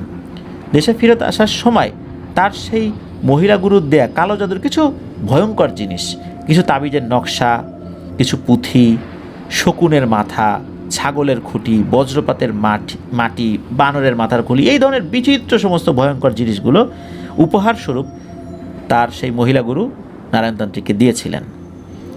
দেশে এসে তিনি বাড়িতে আর যাননি, চট্টগ্রামের আকবর শাহ নামক এলাকায় বসবাস শুরু করেন। আর সেখানেই গড়ে তোলেন তার সাধনার আসন বা চেম্বার। প্রতি শনিবার এবং মঙ্গলবার তিনি মানুষের বিভিন্ন সমস্যার সমাধান দিতে থাকেন। ধীরে ধীরে ছড়িয়ে পড়ে নারায়ণতান্ত্রিকের নাম। স্ট্যাম্পে গ্যারান্টি সহকারে কাজ করার জন্য তার আলাদা একটা সুনাম ছিল। কাজ না হলে টাকা ফেরত দিতেন। 3 জন লোক প্রতিদিন তার সিরিয়াল দিত। লম্বা লাইন থাকতো মানুষের। প্রতিদিন 3 জন রুগী উনি দেখতেন। 3 জন লোকের সমস্যা নিয়ে উনি কথা বলতেন। প্রত্যেকটা রুগীরকে তিনি দীর্ঘ সময় দিতেন। নিজের সাধনা আর কামরূপ কামাখ্যা থেকে প্রশিক্ষিত বিদ্যায় অল্প সময় যথেষ্ট প্রসার পান নারায়ণতান্ত্রিক। তারই একজন সহকারী নারায়ণতান্ত্রিকের সাথে থাকতে থাকতে নিজেও কিছু বিদ্যা রপ্ত করে আর তার নিজ বাড়িতে গিয়ে এসব চর্চা করার অনুমতি চান। নারায়ণতান্ত্রিক প্রথমে রাজি না হলেও পরে ওই সহকারীর জোরাজুরিতে তিনি রাজি হন। কিন্তু সেই সহকারী নিজ এলাকায় এসব কবিরাজির নামে মহিলাদের সাথে অনৈতিক কর্মকাণ্ডে লিপ্ত হয়। একথা জানতে পারেন নারায়ণতান্ত্রিক। তিনি তার সহকারীকে নিষেধ করেন এবং সতর্ক করেন সেই সহকারীকে। সহকারী তাকে আশ্বাস দেন যে তিনি এই ধরনের কাজ আর করবেন না, কিন্তু তার সেই সহকারী নিজেকে সংশোধন করেন নাই। একবার এক ভদ্রমহিলা নারায়ণতান্ত্রিকের ঠিকানা নিয়ে নারায়ণতান্ত্রিকের কাছে উপস্থিত হন আর কাকতালীয়ভাবে সেই সহকারীর বিরুদ্ধে অভিযোগ করেন। তিনি সেই মহিলাকে বিশেষ কিছু দিয়ে বাড়িতে চলে যেতে বলেন। এদিকে নারায়ণতান্ত্রিক তো বুঝে ফেলেন যে আসলে এই যে সহকারী মানে যার বিরুদ্ধে অভিযোগটা আনছে এটা তো তার সহকারী। ওই সময় ওই মহিলাকে কিছু একটা বুঝতে দেন নাই। মূলত ওই মহিলা এসে এক ব্যক্তির বিরুদ্ধে নালিশ করে যে সে তাকে ক্ষতি করেছে, নারায়ণতান্ত্রিক তো বুঝে ফেলেন এটা আর কেউ না, এটা তার সহকারী। যাই হোক, ওই মহিলাকে তিনি যখন বাড়িতে পাঠিয়ে দেন কিছু তদবির দিয়ে, এরপর নারায়ণতান্ত্রিক তার ওই সহকারীকে ডেকে পাঠান, কিন্তু তার সহকারী তার সাথে দেখা করতে আসেন নাই। বাধ্য হয়ে নারায়ণতান্ত্রিক নিজেই সেই সহকারীর বাড়িতে গিয়ে তাকে এসব করতে আবারও মানা করে দেন এবং অনুরোধ করেন যে তুমি এটা করো না, অনুরোধ করছি, গুরু হিসাবে নিষেধ করছি। অথচ সেই নিষেধ বা অনুরোধ কোনো রকম তোয়াক্কা না করে এবারে নারায়ণতান্ত্রিককে সেই সহকারী রীতিমতো অপমান করে বাড়ি থেকে তাড়িয়ে দেন আর নিজের অপরাধ চালিয়ে যেতে থাকেন। এদিকে সেই সহকারীর অবাধ্য আচরণ মাত্রা ছাড়িয়ে যায়। নারায়ণতান্ত্রিক সিদ্ধান্ত নেন যে তাকে শিক্ষা দেবেন। শুরু হয় তার তন্ত্র সাধনা। তিনি বান মারতে বাধ্য হন সেই সহকারীকে। 3-4 দিন পরে দেখা যায় সেই সহকারী সেই বান কাটিয়ে উল্টো নারায়ণতান্ত্রিককেই বান মারার চেষ্টা করেন, কিন্তু সফল হয় নাই। এবার নারায়ণতান্ত্রিক সিদ্ধান্ত নেন তার সহকারীকে আর বাঁচিয়ে রাখা ঠিক হবে না। কঠিন এক ধরনের কালো জাদুর মাধ্যমে বান মারেন তিনি। কোনো কারণ ছাড়াই 2 দিন কি সর্বোচ্চ 3 দিন রক্তবমি করে মারা যায় সেই সহকারী। সহকারীর স্ত্রী এসে নারায়ণতান্ত্রিককে বিভিন্নভাবে চাপ দিতে থাকে, বিভিন্ন ধরনের ঝামেলা করতে থাকে। নারায়ণতান্ত্রিকের পরিবার থেকেও বিভিন্ন চাপ আসলে তিনি রাগ করে সিদ্ধান্ত নেন যে আরও কালো জাদু বেশি বেশি করে চর্চা করবেন, আরও ভয়ঙ্কর ভয়ঙ্কর কালো জাদু উনি চর্চা করবেন। মানে এই বিষয়গুলো থেকে বিরত হওয়ার পরিবর্তে এইগুলোতে আরও ওনার আগ্রহ জন্মে যায়, জেদ কাজ করে। এবার তিনি তার পূর্বের প্রচলিত বিদ্যা বাদ দিয়ে শুরু করেন ভয়ঙ্কর ডাকিনী বিদ্যা। বিভিন্ন শ্মশানের চিতায় রাতের পর রাত কাটাতে থাকেন, শ্মশানেও রাত কাটাতে থাকেন, শ্মশানের বিভিন্ন জায়গায় ঘুমিয়ে থাকেন। এক সময় এক পিশাচিনীর সাক্ষাৎ পেয়ে যান তিনি, আর এই পিশাচিনী হচ্ছে কর্ণ পিশাচিনী। তো এই পিশাচিনীর খুব একটা বর্ণনা তিনি দেননি, কারণ এগুলা নিয়ে নাকি খুব বেশি কথা বলা নিষেধ। তো সেই থেকে সেই পিশাচিনীটা তার সাথে রয়েছে। রাতের একটা বিশেষ সময় না হলে নারায়ণতান্ত্রিক ঘুমাতে যেতে পারেন না, আর তার কানের কাছে এসে ফিস ফিস করে ওই পিশাচিনীটা বিভিন্ন কিছু বলতে থাকে, এটা ওটা কত কী যে বলে তার ঠিক নাই। রাতের যত সময় হোক সেই ডাকিনীকে ডাকলেই, ডাকিনীকে ডেকে তার সাথে কথা বলেই নাকি তাকে ঘুমাতে হয়। ডাকিনীকে না ডেকে নাকি ঘুমাতে পারেন না তিনি। সেই ডাকিনীকে দিয়ে শুরু হয় নারায়ণতান্ত্রিকের আরও কঠিন কাজের যাত্রা। কথায় বলে ক্ষমতা থাকলে মানুষের মন পরীক্ষা হয়। নারায়ণতান্ত্রিক নিজেও তার ব্যতিক্রম ছিলেন না। তার সহকারী মৃত্যুর কদিন পর পর ঝামেলা হচ্ছিল বিধায় তিনি সিদ্ধান্ত নেন হাতিয়া নামক একটা দ্বীপ শহরে গিয়ে কিছুদিন অবস্থান করবেন। আর এখান থেকে শুরু হয় নারায়ণতান্ত্রিকের বহু বিবাহের চর্চা। বহু বিয়ে বলতে একে একে 9 জনকে বিয়ে করেন তিনি। অবাক করা বিষয় হলেও সত্যি যে তার 4 জন বউ একই সাথে একই ঘরে মিলেমিশে থাকেন। তাদের রুম আলাদা, কিন্তু মূল ঘর একটাই। এমনকি জয় বড়ুয়া ভাই নিজেও দেখে অবাক হয়েছিলেন যে 4 জন সতীন একসাথে কিভাবে বাংলাদেশের প্রেক্ষাপটে থাকতে পারে। একে অপরের চুল আঁচড়ে দেন, কাজে সাহায্য করেন। পরে নাকি নারায়ণতান্ত্রিক জয় বড়ুয়া ভাইকে বলেছিলেন যে তিনি তার স্ত্রীদেরকে বশ করেই এভাবে নাকি মিলিয়ে রেখেছেন। নারায়ণতান্ত্রিকের 5 জন ছেলে, 4 জন মেয়ে, আর এই যে 4 জন বউ, এগুলো নিয়েই তার বর্তমান সংসার। মানে যখন জয় বড়ুয়া দেখেছিলেন সবার সাথে খুব মিল, বাচ্চা কাচ্চাদের নিজেদের মধ্যে অনেক মিল। হাতিয়া থেকে চট্টগ্রামের আকবর শাহ এভাবেই বিভিন্ন রোগীর সেবা দিয়ে অল্প সময়ে বেশ টাকা পয়সার মালিক হয়ে যান তিনি। কিন্তু কথায় আছে পাপের ফল নাকি প্রায়শ্চিত্তে যায়। যা ইনকাম করেছেন তার সবটুকুই বিভিন্নভাবে খরচ করে আজ কোনো রকমে বেঁচে আছেন তিনি। কন্ট্যাক্ট করে কাজ নিতেন, কাজ না হলে টাকা ফেরত। এমন করে ঢাকা, রংপুর, সিলেট, রাজশাহী, কুমিল্লা, যশোর, বাংলাদেশের প্রায় সব জেলায় তিনি গিয়ে কাজ করেছেন। দূর দূরান্ত থেকে মানুষ ছুটে আসতো তার কাছে। কিন্তু কথায় আছে বাপেরও নাকি বাপ আছেন। রাঙামাটির নানিয়ারচর নামক এলাকায় এক ব্যবসায়ী তারই প্রতিযোগী অন্য এক ব্যবসায়ীকে ক্ষতি করার জন্য নারায়ণতান্ত্রিকের শরণাপন্ন হয়। অনেক টাকার বিনিময়ে কাজ নেন নারায়ণতান্ত্রিক। টার্গেট করা ব্যবসায়ের ব্যবসা প্রতিষ্ঠানে শুরু হয় দিন দিন অবনতি। গাছের ব্যবসা করতেন তিনি, কোনো কারণ ছাড়াই দেখা যেত তার কাস্টমার চলে যাচ্ছে, এমনকি বায়না করা গাছের অর্ডার পর্যন্ত ক্যান্সেল হয়ে যাচ্ছিল। পরে ভুক্তভোগী সেই ব্যবসায়ী নানিয়ারচরের বিখ্যাত এক বৌদ্ধ ভিক্ষু বা ভান্তের শরণাপন্ন হন। স্থানীয়রা ওই ভান্তেকে TNT ভান্তে নামে চেনেন। TNT শব্দটা হচ্ছে টেলিগ্রাফ অ্যান্ড টেলিফোন। আমরা অনেক সময় টিএনটি ফোন বলি না, সেই টিএনটি ভান্তে, এই নামটা মূলত মানুষই তাকে দিয়েছিল। তার নাম অন্য নাম, আসল নাম কি এটা জানা যায়নি। তবে ওই ভান্তে নাকি তার মন্দিরে বসেই কোথায় কি হয় না হয় এগুলো খোঁজ খবর পেতেন। এজন্যই অনেক মানুষ তাকে টিএনটি ভান্তে নাম দিয়েছিলেন, মানে টেলিফোনের আদলে ওনার নাম দিয়েছেন। তো ভান্তের বিভিন্ন তদবিরে ওই ব্যবসায়ীর ব্ল্যাক ম্যাজিক কেটে যায়। এদিকে নারায়ণতান্ত্রিককে আবার চাপ দিতে থাকে সেই ব্যবসায়ী যিনি মূলত কালো জাদু করিয়েছিলেন নারায়ণতান্ত্রিককে দিয়ে, যে কী ব্যাপার ভাই, কী হলো, ওই ব্যবসায়ীর তো আর কোনো সমস্যা হচ্ছে না, সে তো ভালো করতেছে, আগের থেকে ভালো, এখন আমার অবস্থা খারাপ হচ্ছে, ঘটনা কি? নারায়ণতান্ত্রিক সিদ্ধান্ত নেন তিনি নিজে গিয়েই নানিয়ারচরে গিয়ে পুনরায় কালো জাদু করে আসবেন। তিনি সেখানে যানও, কিন্তু গিয়ে দেখেন বিধিবাম। সেই টার্গেট ব্যবসায়ীর পুরো ব্যবসা প্রতিষ্ঠান কঠিন আর শক্ত এক মায়াজালে বন্ধ করা আছে। নারায়ণতান্ত্রিক রাতে তার সেই ডাকিনীকে ডেকে এইসব বিষয় জানার চেষ্টা করেন, কিন্তু ডাকিনী তাকে বলে যে যত দ্রুত সম্ভব ওখান থেকে পালিয়ে আসতে, কেননা আগামীকাল সকালেই নারায়ণতান্ত্রিক বিপদে পড়বেন। ডাকিনীর কথায় বেশ চমকে ওঠেন নারায়ণতান্ত্রিক। তিনি পরদিন সকালে চলে আসার সিদ্ধান্ত নেন, কিন্তু সকালে ঘটে এক অদ্ভুত ঘটনা। নারায়ণতান্ত্রিকের সাথে রাস্তায় দেখা হয় সেই বৌদ্ধ ভিক্ষুর, অর্থাৎ টিএনটি ভান্তের। নারায়ণতান্ত্রিক এদিক দিয়েই যাচ্ছিলেন, সেই বৌদ্ধ ভিক্ষু অপর দিক থেকে আসছিলেন। একে অপরকে পাশ কাটাতেই সেই বৌদ্ধ ভিক্ষু নারায়ণতান্ত্রিককে উদ্দেশ্য করে বলেন, নারায়ণ, আমি জানি তুমি কেন এখানে এসেছো।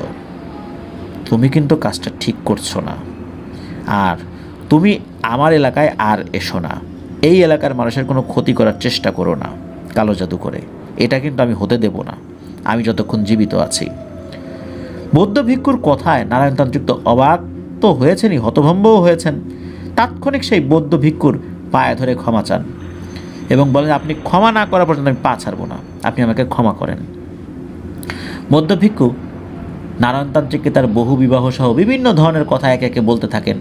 নারায়ণতান্ত্রিক তো অবাক হয়ে যান।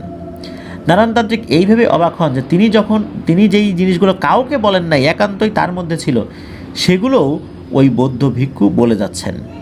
তিনি নিশ্চয়ই বড় ধরনের কোনো সাধক, আর ওনার পক্ষে ওই ব্যবসায়ীরা আর কোনো ক্ষতি করা সম্ভব হবে না।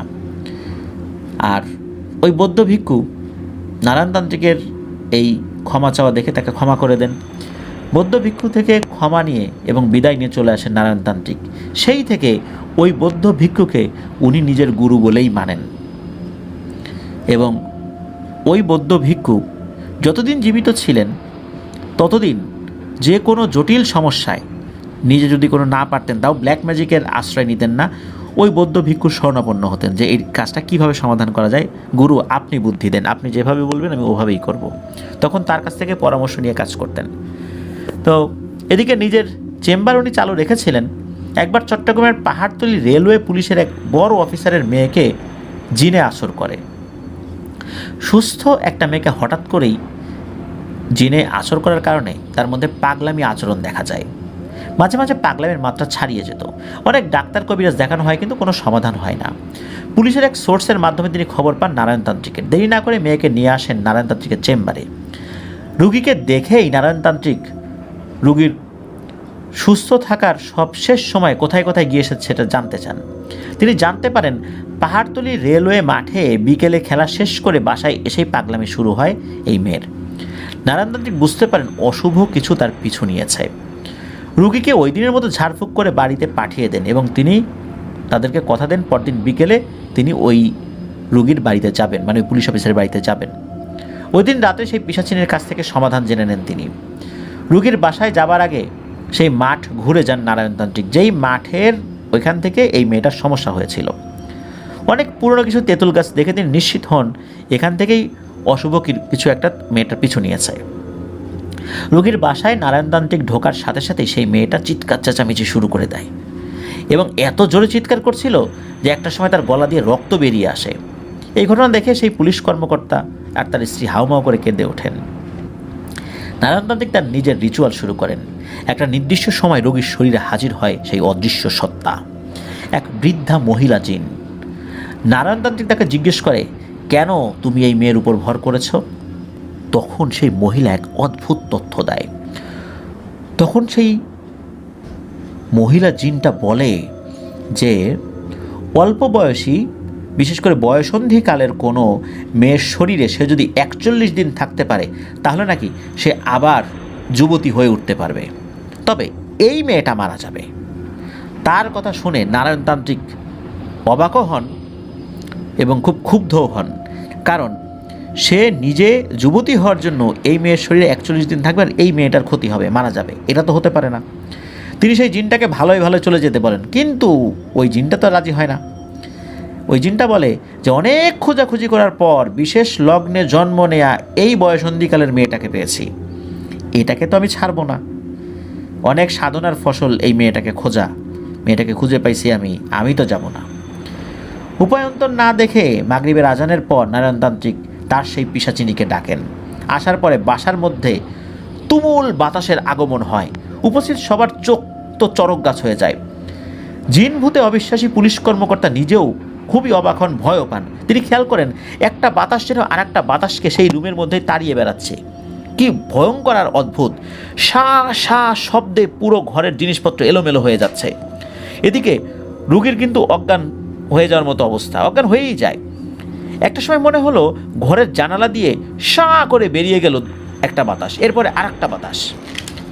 সব কিছুই শান্ত। এরপর নারায়ণতান্ত্রিক নিজের রিচুয়াল চালিয়ে যান এবং বেশ কিছুক্ষণ পর তিনি জানান যে জিনটা চলে গেছে, তবে বিপদ কাটেনি এখনও। তিনি ওই মেয়েটাকে পানি পরা দিয়ে আসেন এবং বলেন যে পরবর্তী 41 দিন এই রোগী যেন কোনোভাবেই ঘরের বাইরে না যায়।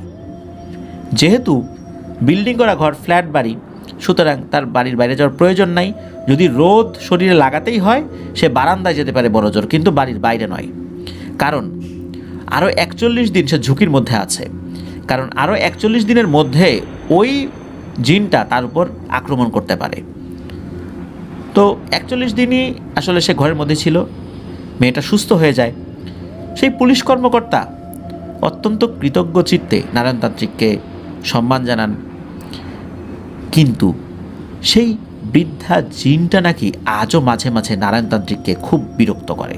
মানে যতদিন যোগাযোগ ছিল জয় বড়ুয়া ভাইয়ের সাথে, উনি খোঁজখবর নিয়েছেন, বলতে এখনও বিরক্ত করে। কারণ হচ্ছে সেই জিনটাকে এমন একটা সুযোগ থেকে বঞ্চিত করার জন্য যে সে যুবতী হতে পারল না।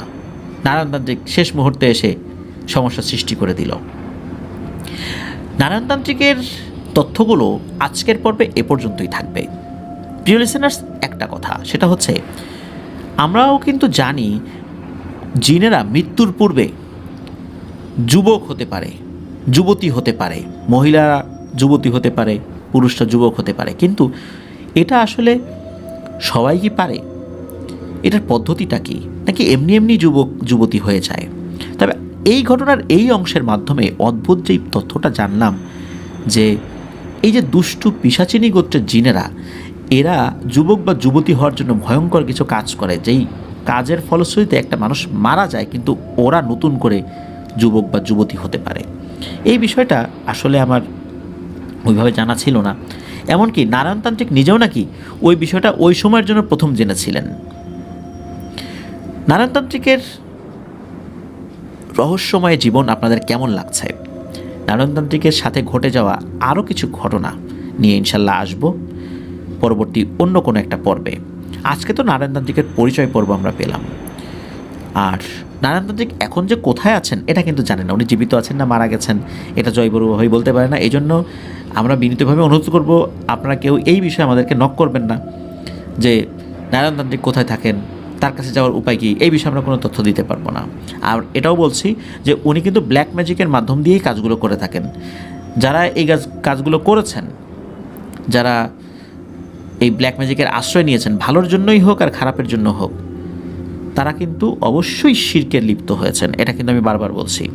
সুতরাং আপনারা রুকিয়া যদি করতে চান অবশ্যই শরিয়াসম্মতভাবে রুকিয়া করতে হবে।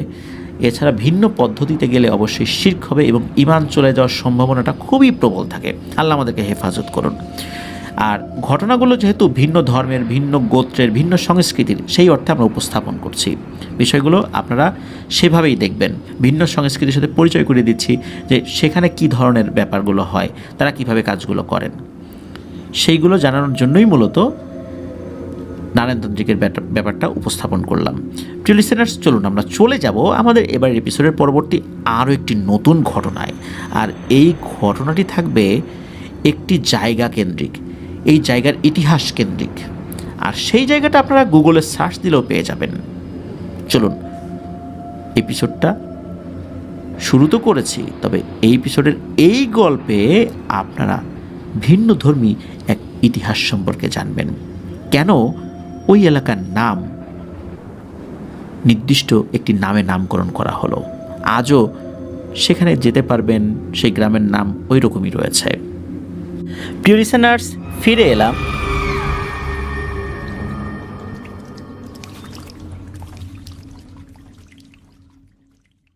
প্রিয় লিসেনার্স, নারায়ণতান্ত্রিকের ঘটনা তো উনি নিজেই সংগ্রহ করেছিলেন, নারায়ণতান্ত্রিকের মুখ থেকে কথাগুলো শুনেছিলেন।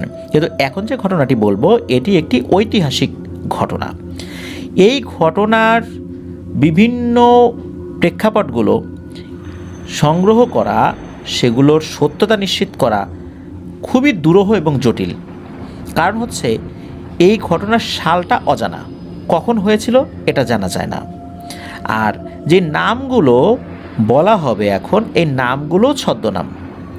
তবে এলাকার মানুষের মুখে মুখে যেই ধরনের নাম শোনা যায় তার আঙ্গিকেই এই নামগুলো নির্ধারণ করা হয়েছে। আসলে পাহাড়ি জনপদের ঘটনাগুলো সংগ্রহ করা অত্যন্ত জটিল, আর অনেক মানুষ তো বলতে চায় না, এটা আমরা শুরুতেই বলেছি। তো চলুন আজ এমন একটি জায়গার নামকরণ সম্পর্কিত ঘটনা জানব, যেটা হয়তোবা অনেকেই আগে জানতেন না। জায়গাটা হচ্ছে রাঙামাটি জেলার কাপ্তাই উপজেলার ৫ নং ওয়াগ্গা ইউনিয়নের ছোট পাগলি পাড়া। এই গ্রামের আপনারা গুগলে সার্চ দিলে এটা চলে আসবে। ছোট পাগলি পাড়া লিখে যদি সার্চ করেন তাহলে কিন্তু চলে আসবে। চলুন আসলে ঘটনাটা কি শুনে আসি। মূলত এই ঘটনাটি উনি সংগ্রহ করেছেন ওনারই এক কলিগ তার কাছ থেকে। তার নাম হচ্ছে কুমি তঞ্চঙ্গা। এখন ব্যাপারটা হলো কি, যে এই ঘটনার পুরোপুরি যে ব্যাপারটা, এইটা সংগ্রহ করতে দীর্ঘদিন সময় লেগেছে জয় বড়ুয়া ভাইয়ের। কারণ একটু জানা যায় তো আরেকটু জানা যায় না, আরেকটু সংগ্রহ করতে দেরি হয়ে যায়। তার কুমি তঞ্চঙ্গা বাড়িতে যায় কম, উনি বাড়িতে যান, তারও তো কাজকাম থাকে, উনি ভুলে যান, হয়তো একটু নিয়ে আসেন, পরে আবার গেলে আবার নিয়ে আসেন একটু। এইভাবে দীর্ঘ সময় ধরে মূলত এই ঘটনাটি সাজানো হয়েছে। তো অনেক বছর আগে এই ওয়াগ্গা ইউনিয়নে ৮-১০টা তঞ্চঙ্গা পরিবারের মতোই একটি পরিবার বাস করতো। সেই পরিবারের একটি ছোট্ট মেয়ে, তার নাম হচ্ছে বুলি তঞ্চঙ্গা। তো স্বাভাবিকভাবেই বাঙালি জনপদের থেকেও ওই জায়গাটা যথেষ্ট পিছিয়ে ছিল। তারা রোগ শোকে মানুষ ডাক্তার আর ওষুধের দ্বারস্থ হতেন না।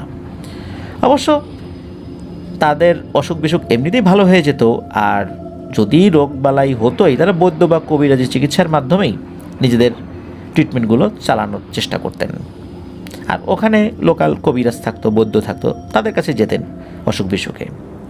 তো কিছু সঠিক নিয়মে হতো, আবার কিছু হতো সম্পূর্ণ উল্টো, কোনোটা কুসংস্কার। তো এক ভাই ও এক বড় বোন সহ বুলিকে নিয়ে মোট 5 জনের সংসার ছিল বুলির বাবার। বুলি প্রাপ্ত বয়স্কা হলেও তৎকালীন ভয়ঙ্কর রোগ বলে বিবেচিত কালা জ্বরে আক্রান্ত হয় সে।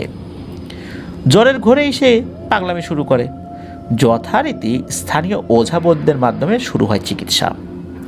একদিন দুদিন করে সপ্তাহখানেক পার হয়ে গেলেও তার অসুখের কোনো উন্নতি দেখা যাচ্ছিল না। গ্রামে রটে যায় বুলি পাগল হয়ে গেছে।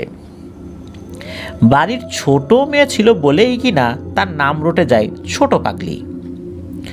তাছাড়া দুর্ভাগ্যবশত তার বড় বোনও মানসিকভাবে কিছুটা ভারসাম্যহীন ছিল, তবে সেটা ছিল কোনো জিনে ধরা বা অন্য কোনো সমস্যার কারণে না, এমনিতে মানসিক রোগ থাকে না, ওই কারণে অনেকে পাগল টাগল হয়ে যায়, ওই রকম আর কি।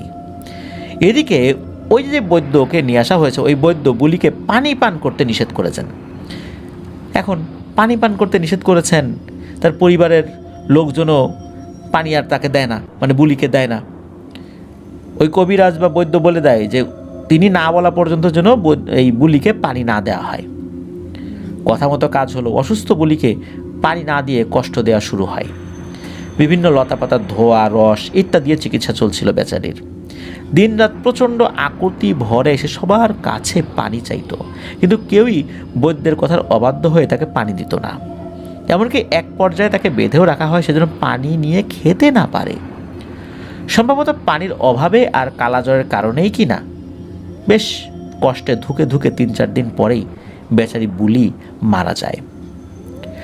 তৃষ্ণার্ত বুলি তঞ্চঙ্গা যেন তৎকালীন কুসংস্কারের বলি হয়, কারণ হতে পারে সে কালাজ্বরেই মারা গেছে, কিন্তু তাকে পানি না খাইয়ে এইভাবে অদ্ভুত চিকিৎসার মাধ্যম দিয়ে যেন তাকে হত্যাই করা হয়েছে। ওই বৈদ্য নাকি বলেছিল কোনো এক শক্তিশালী জিন বা পিশাচের কারণেই নাকি বুলি মারা গেছে। এখন বুলি মারা গেল, তাকে তো দাহ করতে হবে। তবে ওই বৈদ্য বলে যেহেতু পিশাচের খপ্পরে পড়ে মারা গেছে, তাই তাকে দাহ না করে দাফন করা হবে। তাকে দাফনই করা হয়। সময় তার নির্দিষ্ট গতিটাই বহমান ছিল। বুলিকে হারানোর শোক পরিবারের সবাই মোটামুটি ভুলতেই বসেছিল। একদিন বুলির কবরের সামান্য দূরে একটা পুকুর খনন করার কাজ শুরু হয়। বেশ কিছুদিনের মধ্যে মোটামুটি বড় সাইজের আর যথেষ্ট গভীর করেই পুকুরটা খনন করা হয়েও যায়। একদিন শোনা যায় একটা 6 কি 7 বছরের শিশু ওই পুকুরে মরে ভেসে উঠেছে। সবাই ব্যাপারটা স্বাভাবিকভাবেই নিয়েছিল, কিন্তু 1 সপ্তাহের মধ্যে যখন বিভিন্ন বয়সে 3 জন ছেলে মেয়ে ওই একই পুকুরে ডুবে মারা যায়, তখন সবার টনক নড়ে। শুরু হয় বৈদ্য দিয়ে গণা পড়ার। স্থানীয় এক বৈদ্য বলেন পুকুরটা নাকি যক্ষের জায়গায় পড়েছে, তাই তার উদ্দেশ্যে বলি দিতে হবে। তো গ্রামবাসী দেরি না করে একটা ছাগল বলি দিয়ে দেন। 2-3 দিন সব কিছু স্বাভাবিক থাকলেও কিছুদিন পরে ঘটে এক অদ্ভুত ঘটনা। সন্ধ্যার সময় ওই পুকুর পাড় দিয়ে আসার সময় 2 জন তরুণ ছেলে পুকুর পাড়ে এক মেয়েকে দেখতে পায় সুড়সুড়িয়ে পুকুরের পানিতে নেমে যাচ্ছে। আলো কম ছিল, তার কারণে চোখের ভুল ভেবে এড়িয়ে যায় দুজনেই। একদিন ভোরে জঙ্গলে শিকার করতে যাওয়া 3 জন বন্ধু, তারা ওই দিক দিয়ে ফিরছিল। রাতের বেলা গিয়েছিল জঙ্গলে শিকার করতে, তো ফিরছে। রাতের বেলা অনেক সময় বুনো শূকরগুলো পাওয়া যায়, তো ওখানকার লোকজন তারা এগুলো ধরে, তো ওই জন্যই তারা ওই দিক দিয়ে ফিরছিল। তো একদম ভোরের দিকে, তখনও আলো ফোটে নাই ওইভাবে, এই 3 জন একসাথেই দেখেছে যে একটা মেয়ে ওই পুকুরে সাঁতরে বেড়াচ্ছে। ঘোর অন্ধকারে অসময়ে একটা মেয়ে পুকুরে সাঁতার কাটছে। তারা কিন্তু ওইটা দেখে বুঝেছিল, মানে যতটুকু তারা দেখেছে বোঝাচ্ছে এটা একটা মেয়ে অবয়ব সাঁতার কাটছে। তখন তারা বুঝতে পারে যে এটা স্বাভাবিক কিছু নয়। ভয়ে তারা দৌড়ে ফিরে যায় গ্রামে। সবাইকে বলে ব্যাপারটা, বিদ্যুৎ গতিতে ছড়িয়ে পড়ে খবরটা। গ্রামে রটে যায় যে ওই পুকুরে জিন বা ভূত আছে। ওই পুকুরের মালিকেরা এই প্রচলিত ঘটনার তীব্রতায় বেশ বিরক্ত হন এবং সিদ্ধান্ত নেন যে ওই পুকুরে জাল দিয়ে মাছ ধরে পুকুরটা চিরতরে ফেলে রাখবেন, কেননা পুকুর খননের পরেই যথেষ্ট টাকা পয়সা খরচ করে মাছের পোনা ছাড়া হয়েছিল ওখানে। তো যে ভাবা সেই কাজ। তৎকালীন এক ধরনের বিশেষ জাল দিয়ে মাছ ধরার জন্য ব্যবস্থা করা হয়। জাল ছোট থাকায় পুকুরের এপার থেকে ওপার অবধি একবারে এক টান দেওয়া আসলে সম্ভব ছিল না, তাই বিভিন্ন দিক থেকে ক্ষণে ক্ষণে মাছ ধরা হচ্ছিল।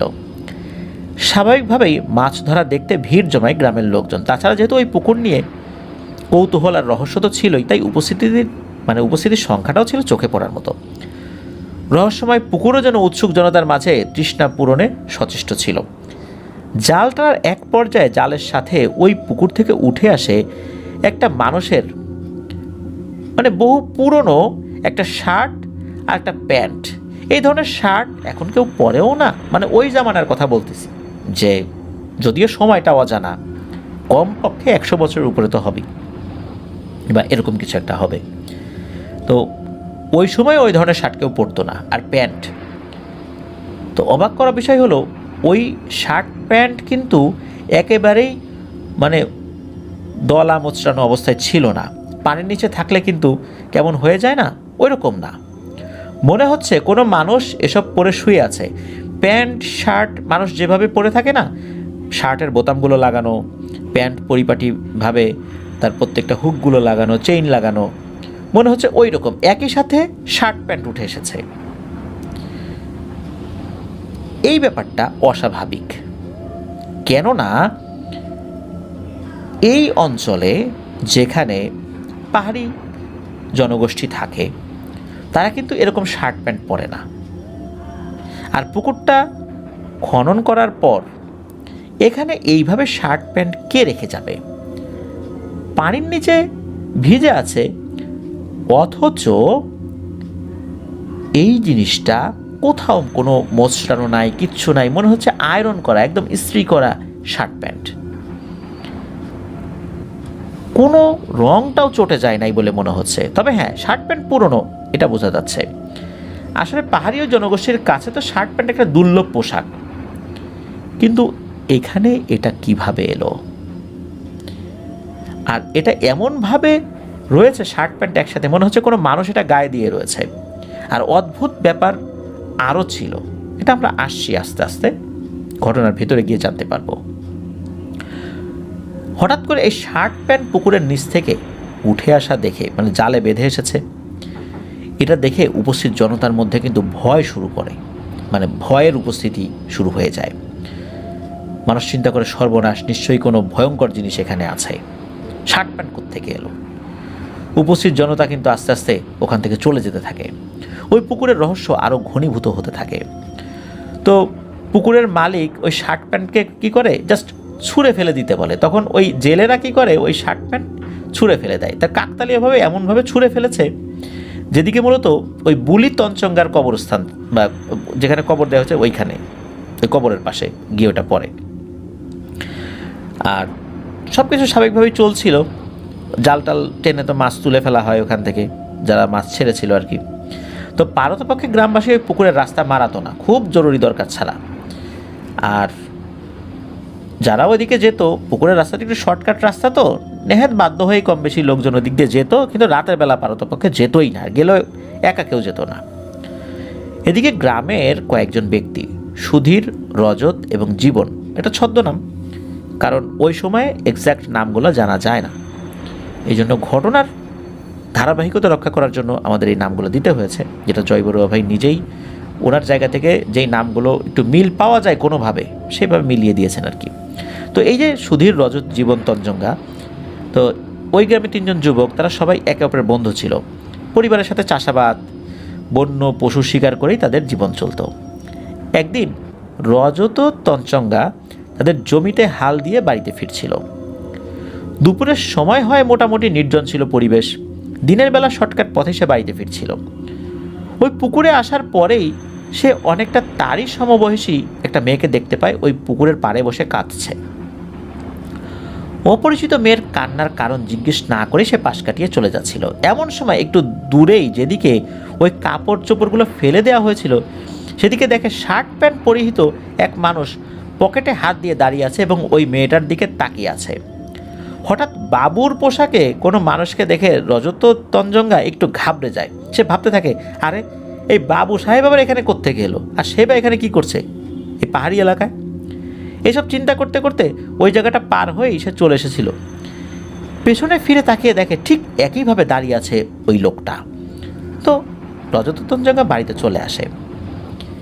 এক সন্ধ্যায় সুধীর, তঞ্জঙ্গা আর জীবন, তঞ্জঙ্গা বাজার থেকে ফিরছিল। ওই এলাকায় আসার পর তারা হঠাৎই পরিবেশের একটা বিশৃঙ্খলা ভাব অনুভব করতে থাকে। মানে কয়েকজন মানুষ যদি হাতাহাতি, ধস্তাধস্তি করে, ঝগড়া করে, তখন আশেপাশে পরিস্থিতি যেমন একটা বিশৃঙ্খল হয়ে যায় না, যেমন একটা বিশৃঙ্খলা ভাব বিরাজ করে, ঠিক তেমন। তারা একে অপরের দিকে চেয়ে নিজেদের মতো করে হেঁটে বাড়ি ফেরত যায়। হঠাৎ এই পরিস্থিতির কুল কিনারা বুঝতে না পেরে এই দুজনের মধ্যে জীবন, তঞ্জঙ্গা সিদ্ধান্ত নেয় চুপি চুপি ওই এলাকায় গিয়ে দেখে আসবে ঠিক কী চলছে সেখানে। যথারীতি বিকেল গড়িয়ে সন্ধ্যা ঘনিয়ে এলে ওই পুকুর পাড়ে যাবে বলে বাড়ি থেকে বের হয়, এবং দুর্ভাগ্যবশত পরদিনই ওই পুকুরে তার মৃতদেহ পাওয়া যায়। আসলে সে কী দেখেছিল না দেখেছিল এই বিষয় তো আর জানা যায় না, কিন্তু সে যে ওখানে যাবে সে তার এক বন্ধুকে বলেছিল, এই জন্যই এই বিষয়টা জানা গিয়েছিল। তো শোকের ছায়া নেমে আসে এলাকায়। তরুণ যুবকের অকাল মৃত্যু কেউ মেনে নিতে পারে না। আসলে অকাল মৃত্যু কারো কিছু না, যার যতটুকু হায়াত থাকবে সেই পর্যন্তই বেঁচে থাকবে। তো যাই হোক, আগের দিন তার সাথে থাকা সুধীর তঞ্চঙ্গা ওই দিনের ঘটনা সবাইকে জানালে সবাই ক্ষিপ্ত হয়ে সিদ্ধান্ত নেয় ওই পুকুরের আশেপাশে থাকা গাছপালা ঝোপঝাড় সব কিছু পরিষ্কার করে দেবে, এবং করলেও তাই। কেবল পুকুরের পাশে থাকা বুলি তঞ্চঙ্গা এবং আরও কিছু পুরনো কবর বাদে প্রায় পুরো এলাকা কেটে সাফ করে ফেলা হয়। কিছুদিন চুপচাপ আর স্বাভাবিকভাবে পার হয়, কোনো ভয়ের ঘটনা ঘটে না, কেউ কিছু দেখেও নাই কয়েকদিন। এরপর একদিন আবার ওই পথে সুধীর তঞ্চঙ্গা পরন্ত বিকেলে বাড়ি ফিরছিল। এবার সেও ওই পুকুরের পাশে কবরস্থানের ওখানে এক সাহেব বাবুকে দাঁড়িয়ে থাকতে দেখে। দুপা হালকা ছড়িয়ে প্যান্টের পকেটে দুহাত ঢুকিয়ে দাঁড়িয়ে হালকা দাঁত বের করে হাসি মুখে এক দৃষ্টিতে সামনের দিকে তাকিয়ে আছে। সুধীরও এই বাবু সাহেবকে দেখে ভরকে যায়। উনি এখানে এলো কোথা থেকে, এসব চিন্তা করে তার সামনে দিয়ে বাড়ির দিকে হাঁটতে গিয়ে যেই আবার পিছনে ফিরেছে, তখন দেখে ওই বাবু একটা মেয়েকে তাড়িয়ে নিয়ে যাচ্ছে। মেয়েটা ভয়ে দৌড় দেয়, আর ওই লোকটাও তার পিছনে দৌড়ে চলেছে। সুধীর বেশ অবাক হয়ে তাকিয়ে থাকে। এক পর্যায়ে সেই দুই অবয়বী পাশের একটা ঝোপ ছিল, সেই ঝোপের মধ্যে মিলিয়ে যায়।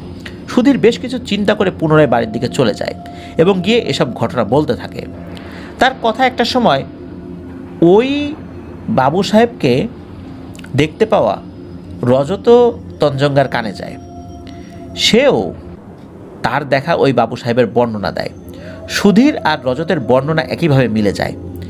বেশ কজন মিলে সিদ্ধান্ত নেয় ওই লোকটাকে সেটা তারা খুঁজে বের করবে, এবং কেনই বা একটা মেয়েকে এভাবে তাড়িয়ে নিয়ে যাবে তার একটা শুরু করবে তারা। যথারীতি কয়েকজন মিলে ওই এলাকায় পাহারা দিতে থাকে।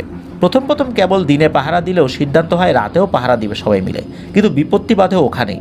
যেহেতু ওই এলাকায় অলরেডি কিছু ভয়ের ঘটনা ঘটেছে, মানুষও মরেছে, সেহেতু কেউই রাতে পাহারা দিতে রাজি হয় না। যেহেতু রজত তঞ্চঙ্গা সুধীর তঞ্চঙ্গা ওই বাবু সাহেবকে দেখেছে, সেহেতু অগত্যা তাদেরকেই পাহারা দিতে বলা হয়, এবং তাদের আশেপাশে আরও কিছু লোকজন থাকার সিদ্ধান্ত হয়। এক রাত দু রাত এভাবে বেশ কয়েক রাত পার হয়ে গেলেও ভয়ের কিছু হয় না, তাই ধীরে ধীরে সবার আগ্রহ আর পাহারায় আসলে ভাটা পড়ে যায়। এরকমই এক রাতে সুধীর আর রজত পাহারা দিতে থাকে। যেহেতু সারা রাত পাহারা দিতে হতো, সেহেতু তারা সেখানে অস্থায়ী একটা ঝুপড়ি ঘর বানায়, যার চারদিকে বা চারপাশে খোলা ছিল, কেবল নিচের দিকে বসা আর শোবার ব্যবস্থা ছিল মাত্র। রাতের এক পর্যায়ে সুধীর ঘুমিয়ে পড়ে। তো রজত তঞ্চঙ্গা বসে চারদিকে তাকিয়েছিল। এমন সময় সে হঠাৎ করে খেয়াল করে একটা কিশোরী মেয়ে দূর থেকে এগিয়ে আসছে। তো এই যে রজত তঞ্চঙ্গার হাতে আবার মশাল ছিল, তো হাতে থাকা মশালটা সামনের দিকে এগিয়ে ধরে সে ব্যাপারটা বুঝতে চেষ্টা করে। অস্পষ্ট আলোতে হঠাৎ সে লক্ষ্য করে ওই মেয়েটা পুকুরে নেমে যাচ্ছে। রজত তার উদ্দেশ্যে ডাক দিতে দিতে এগিয়ে যায়। এমনই সময় সে দেখতে পায় ওই শার্ট প্যান্ট পরা বাবু সাহেবকে। সে দেখে ওই বাবু সাহেব ওই মেয়েটাকে তাড়া দিয়েছে। তারাকে ওই মেয়েটা প্রাণপণে পুকুরে নেমে যেতে থাকে। রজত এবার দেখলো ভয়ঙ্কর এক ঘটনা। সে দেখলো ওই বাবু সাহেবটি ওই কিশোরী মেয়েকে তাড়া করতে গিয়ে এত বড় একটা পুকুরে কেবল 3 কদম ফেললো, পানির উপর দিয়ে হেঁটে পুকুরটা পার হয়ে গেল। রজত তঞ্চঙ্গা নিজের সব শক্তি দিয়ে চিৎকার করে মাটিতে পড়ে জ্ঞান হারায়। তো তার চিৎকারে তার সাথে থাকা যে আরেকজন ছিল, সে তো ঘুম থেকে জেগে যায়, সে একটু ঘুমিয়ে গিয়েছিল আর কি। আর দূরে দূরে যারা কয়েকজন ছিল তারও দ্রুত চলে আসে। যাই হোক, তাকে ওখান থেকে উদ্ধার করে বাড়িতে নিয়ে যাওয়া হয়। পরদিন বিভিন্ন ঝাড়ফুঁক করার পর তার জ্ঞান ফেরানো হলে সবাইকে সে এই ঘটনা বিস্তারিত বলে। এবার সবাই সিদ্ধান্ত নেয় যে কোনো তান্ত্রিকের শরণাপন্ন হতে হবে। ওই যে সেই তান্ত্রিক যে বুলি তঞ্চঙ্গাকে চিকিৎসা করেছিল, সকলে মিলে সেই তান্ত্রিকের কাছে যান। তিনি সব কিছু শুনে বলেন তিনি একাই রাতের বেলা ওখানে পাহারা দিবেন। তো তার কথা মতোই তাকে সব কিছু ব্যবস্থা করে দিয়ে রাতে যে যার বাড়িতে চলে যায়। পরদিন সবাই গিয়ে দেখতে পায় ওই তান্ত্রিকের বডিটা 2 টুকরো হয়ে দুদিকে পড়ে আছে। কেউ যেন তার 2 পা ধরে এক টানে ছিঁড়ে ফেলেছে তার দেহ, 2 ভাগ করে ফেলেছে তার শরীর। এমন ভয়ঙ্কর দৃশ্য জীবনে কেউ কখনো দেখেই নাই। গ্রামের মানুষ তারা খুব শান্ত, সহজ সরল, এ ধরনের ভয়ঙ্কর দৃশ্য তারা আগে কখনো দেখে নাই। গ্রাম জুড়ে ভয়ের চাদর যেন ছড়িয়ে পড়ে। গ্রাম ভয়ের চাদরে ঢেকে যায়। পাহারা তো দূরে থাক, কেউ দিনের বেলা ওইদিকে যাওয়ার সাহস করে না। কিন্তু সমাধান কিন্তু কিছুই হচ্ছে না। এবার সমস্যা পুরো গ্রাম জুড়ে ছড়িয়ে পড়ে। রাতের আধার নেমে আসার সাথে সাথেই দুজন মানুষের দৌড়ানোর শব্দ শোনা যায়। কেউ যেন কাউকে তাড়া করছে, আর কেউ সেই তাড়া খেয়ে নিজের জীবন বাঁচাতে ছুটে চলেছে। আবার এমনও হয় অস্পষ্ট আলোতে কেউ কেউ সেই শার্ট প্যান্ট পরা সাহেবকে দেখতে পায়। দু পকেটে হাত দিয়ে দাঁত বের করে হালকা হাসি দিয়ে দাঁড়িয়ে আছে। এতটুকু হলেও সারা যেত, কিন্তু সমস্যা আরও ভয়ানক হয় যখন গ্রামের বেশ কয়েকজন কিশোরী মেয়ে তাদের মানসিক ভারসাম্য হারাতে থাকে। ভারসাম্য হারানোর মাত্রা ছাড়িয়ে এমন অবস্থা হয়ে যায় যে পুরোপুরি উন্মাদ হয়ে যায়। আশেপাশে হেন কোনো ওঝা, বৈদ্য, কবিরাজ নেই যাদেরকে ডাকা হয়নি, কিন্তু কেউই এই সমস্যার সমাধানের কোনো কুল কিনারা করতে পারে না। তো একদিন বুলির বাবা, মানে বুলি তঞ্চঙ্গার বাবা একটা স্বপ্ন দেখে। স্বপ্নে কেউ তাকে বলে যে কোনো ধর্মীয় কাজের আয়োজন করতে, এবং গ্রামের সবাই মিলে যেন বুলির আত্মার মুক্তির জন্য বা শান্তির জন্য গরিব মানুষদেরকে অন্ন দান করে, খাবার খাওয়ায়, বা দান সাদগা করে, এরকম আর কি বলে আর কি। এখন বুলির বাবা তো গরিব মানুষ, উনি অসহায়। আর স্বপ্নে বলা হয়েছিল যে গ্রামের সবাই যেন এই দান, টাকা পয়সা দান বা অন্ন দান এগুলোতে অংশগ্রহণ করে। তো বুলির বাবা যখন গ্রামের লোকজনদেরকে এইসব কথা বলে, গ্রামের লোকজন বুলির বাবার উপর বেশ ক্ষিপ্ত হয়। গ্রামের লোকজন বলা শুরু করে যে তোমার মেয়ের মৃত্যুর পরে গ্রামে যত সব ঝামেলা শুরু হয়েছে, আগে তো সব ছিল না, আবার আমাদেরকে এখন এসব করতে হবে, যা করার তুমি করো।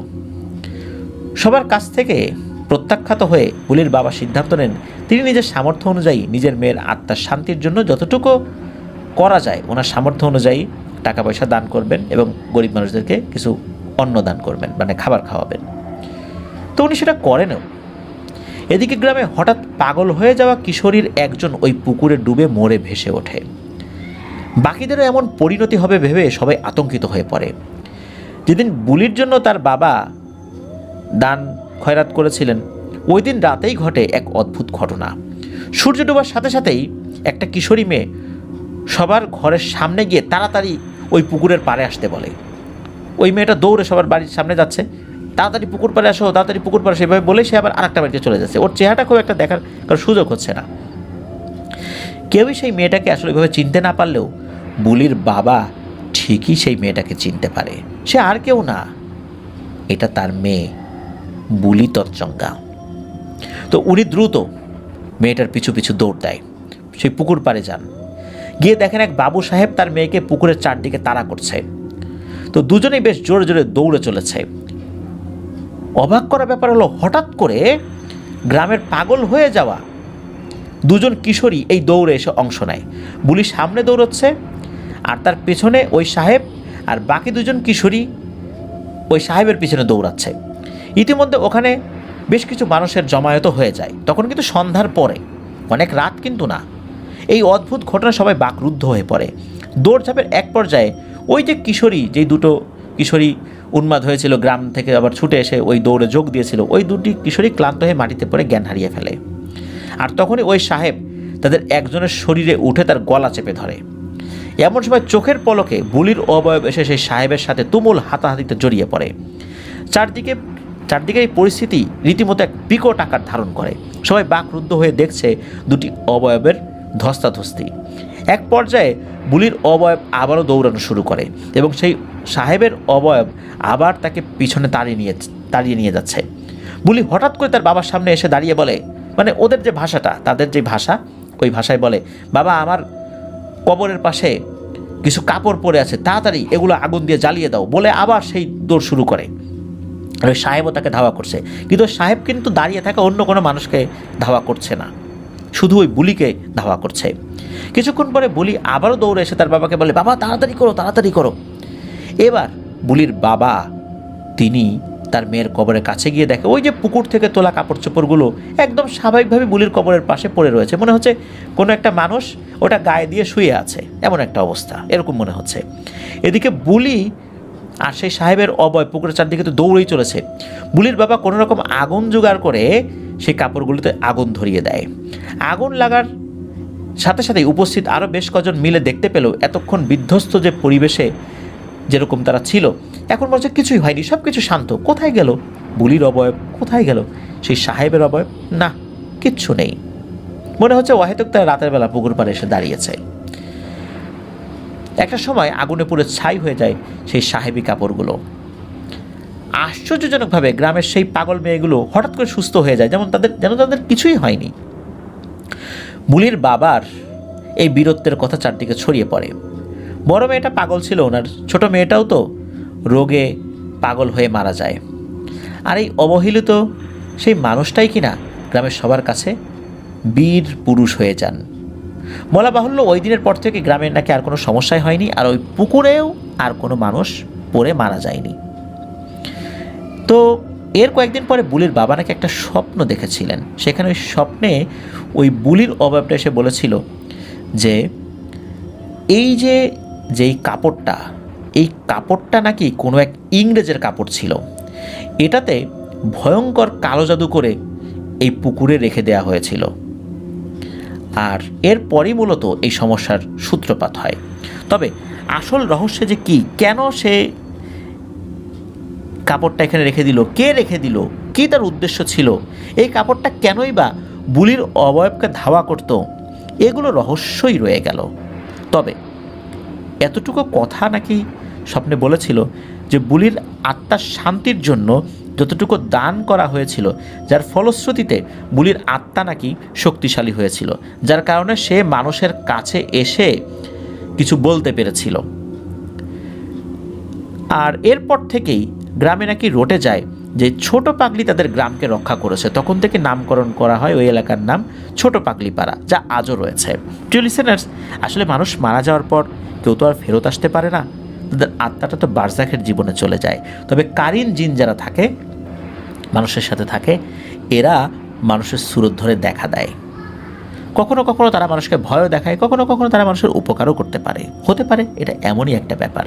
তবে সেখানকার বাস্তবতা, সেখানকার ধর্ম বিশ্বাস অনুযায়ী মানুষ বিশ্বাস করে যে এই ছোট পাগলির আত্মা গ্রামকে রক্ষা করেছে, এই জন্য গ্রামের নাম হয়েছে ছোট পাগলি পাড়া। তো ঘটনাটি আসলে অনেক আগের, অনেক তথ্যগুলো হয়তোবা মিসিং হয়ে গেছে, অনেক তথ্য হারিয়ে গেছে যেগুলো জানা যায় না। এর ভিতরে আরও তো অনেক কিছু থাকতে পারতো। এর মূল রহস্য হয়তোবা কোনো কোনো মানুষ জানতেন, এখন আর জানেন না, কারণ তারা সকলেই গত হয়ে গেছেন, মারা গেছেন। মানুষের মুখে মুখে এই লেজেন্ড বা লোককাহিনীটা ছড়িয়ে ছিটিয়ে রয়েছে বিক্ষিপ্তভাবে। সেগুলো একত্র করে আপনাদের সামনে উপস্থাপন করাটা বেশ কষ্টসাধ্য ব্যাপার ছিল। ধন্যবাদ জানাচ্ছি কুমির তঞ্চঙ্গাকে, যিনি অনেক কষ্ট করে এই তথ্যটা সংগ্রহ করে, এই তথ্যটা না মানে তথ্যগুলো সংগ্রহ করে জয় বড়ুয়া ভাইকে দিয়েছেন। আর জয় বড়ুয়া ভাইয়ের মাধ্যম দিয়ে আমরা সেটা আফনান দ্য ওয়ার্ল্ডের লিসেনারদের সামনে উপস্থাপন করলাম। প্রিয় লিসেনার্স, আশা করছি ঘটনাটি আপনাদের ভয়ের শিহরণ জাগাতে সক্ষম হয়েছে। একটা জায়গায় আমি নিজেও আসলে খুব কৌতূহলী হয়েই থাকলাম যে কেনই বা ওই সাহেব বাবু ওখানে এলেন, কে এই কাজটি করলো, কি তার উদ্দেশ্য ছিল, কেনই বা সে বুলিকে ধাওয়া দিচ্ছিল, এইটা রহস্যই রয়ে গেল। এই রহস্যটা যদি জানতে পারতাম তাহলে আরও ভালো লাগতো। তবে সব রহস্য তো আসলে জানা যায় না, জানা সম্ভবও নয়। এটা না হয় এক অমীমাংসিত রহস্য হয়েই রয়ে গেল। প্রিয় লিসেনার্স, চলুন আমরা চলে যাব আমাদের এবারের স্পেশাল এপিসোডের শেষ ঘটনায়। প্রিয় লিসেনার্স,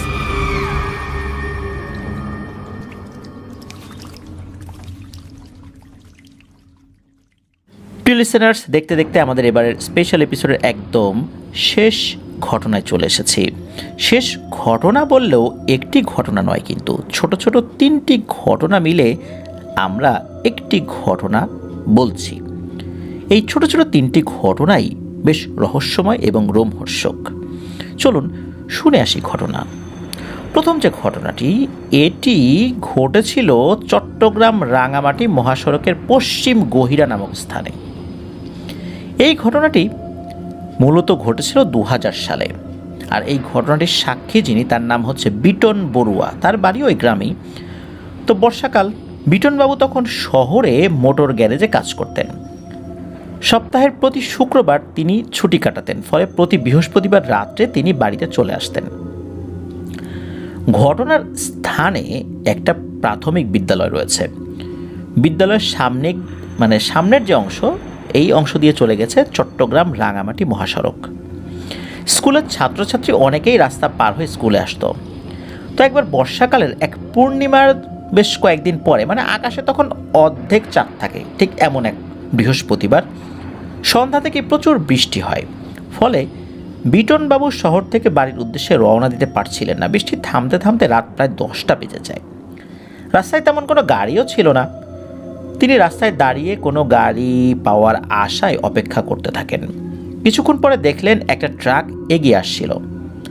তখন তিনি সেই ট্রাকের উদ্দেশ্যে হাত নাড়ান। যেহেতু বিটনবাবু মোটর গ্যারেজে কাজ করতেন, সেহেতু তাকে ওই রোডের বড় বড় গাড়ি যারা চালায়, বাস, ট্রাক, সবাই মোটামুটি চিনতেন। বিটনবাবুকে দেখে সেই ট্রাক ড্রাইভার গাড়ি থামান পরে জিজ্ঞেস করেন এবং জানতে পারেন যে তিনি বাড়ি যাবেন। আর ওই ট্রাক ড্রাইভারও ওই রাস্তা দিয়েই রাউজান যাচ্ছিলেন।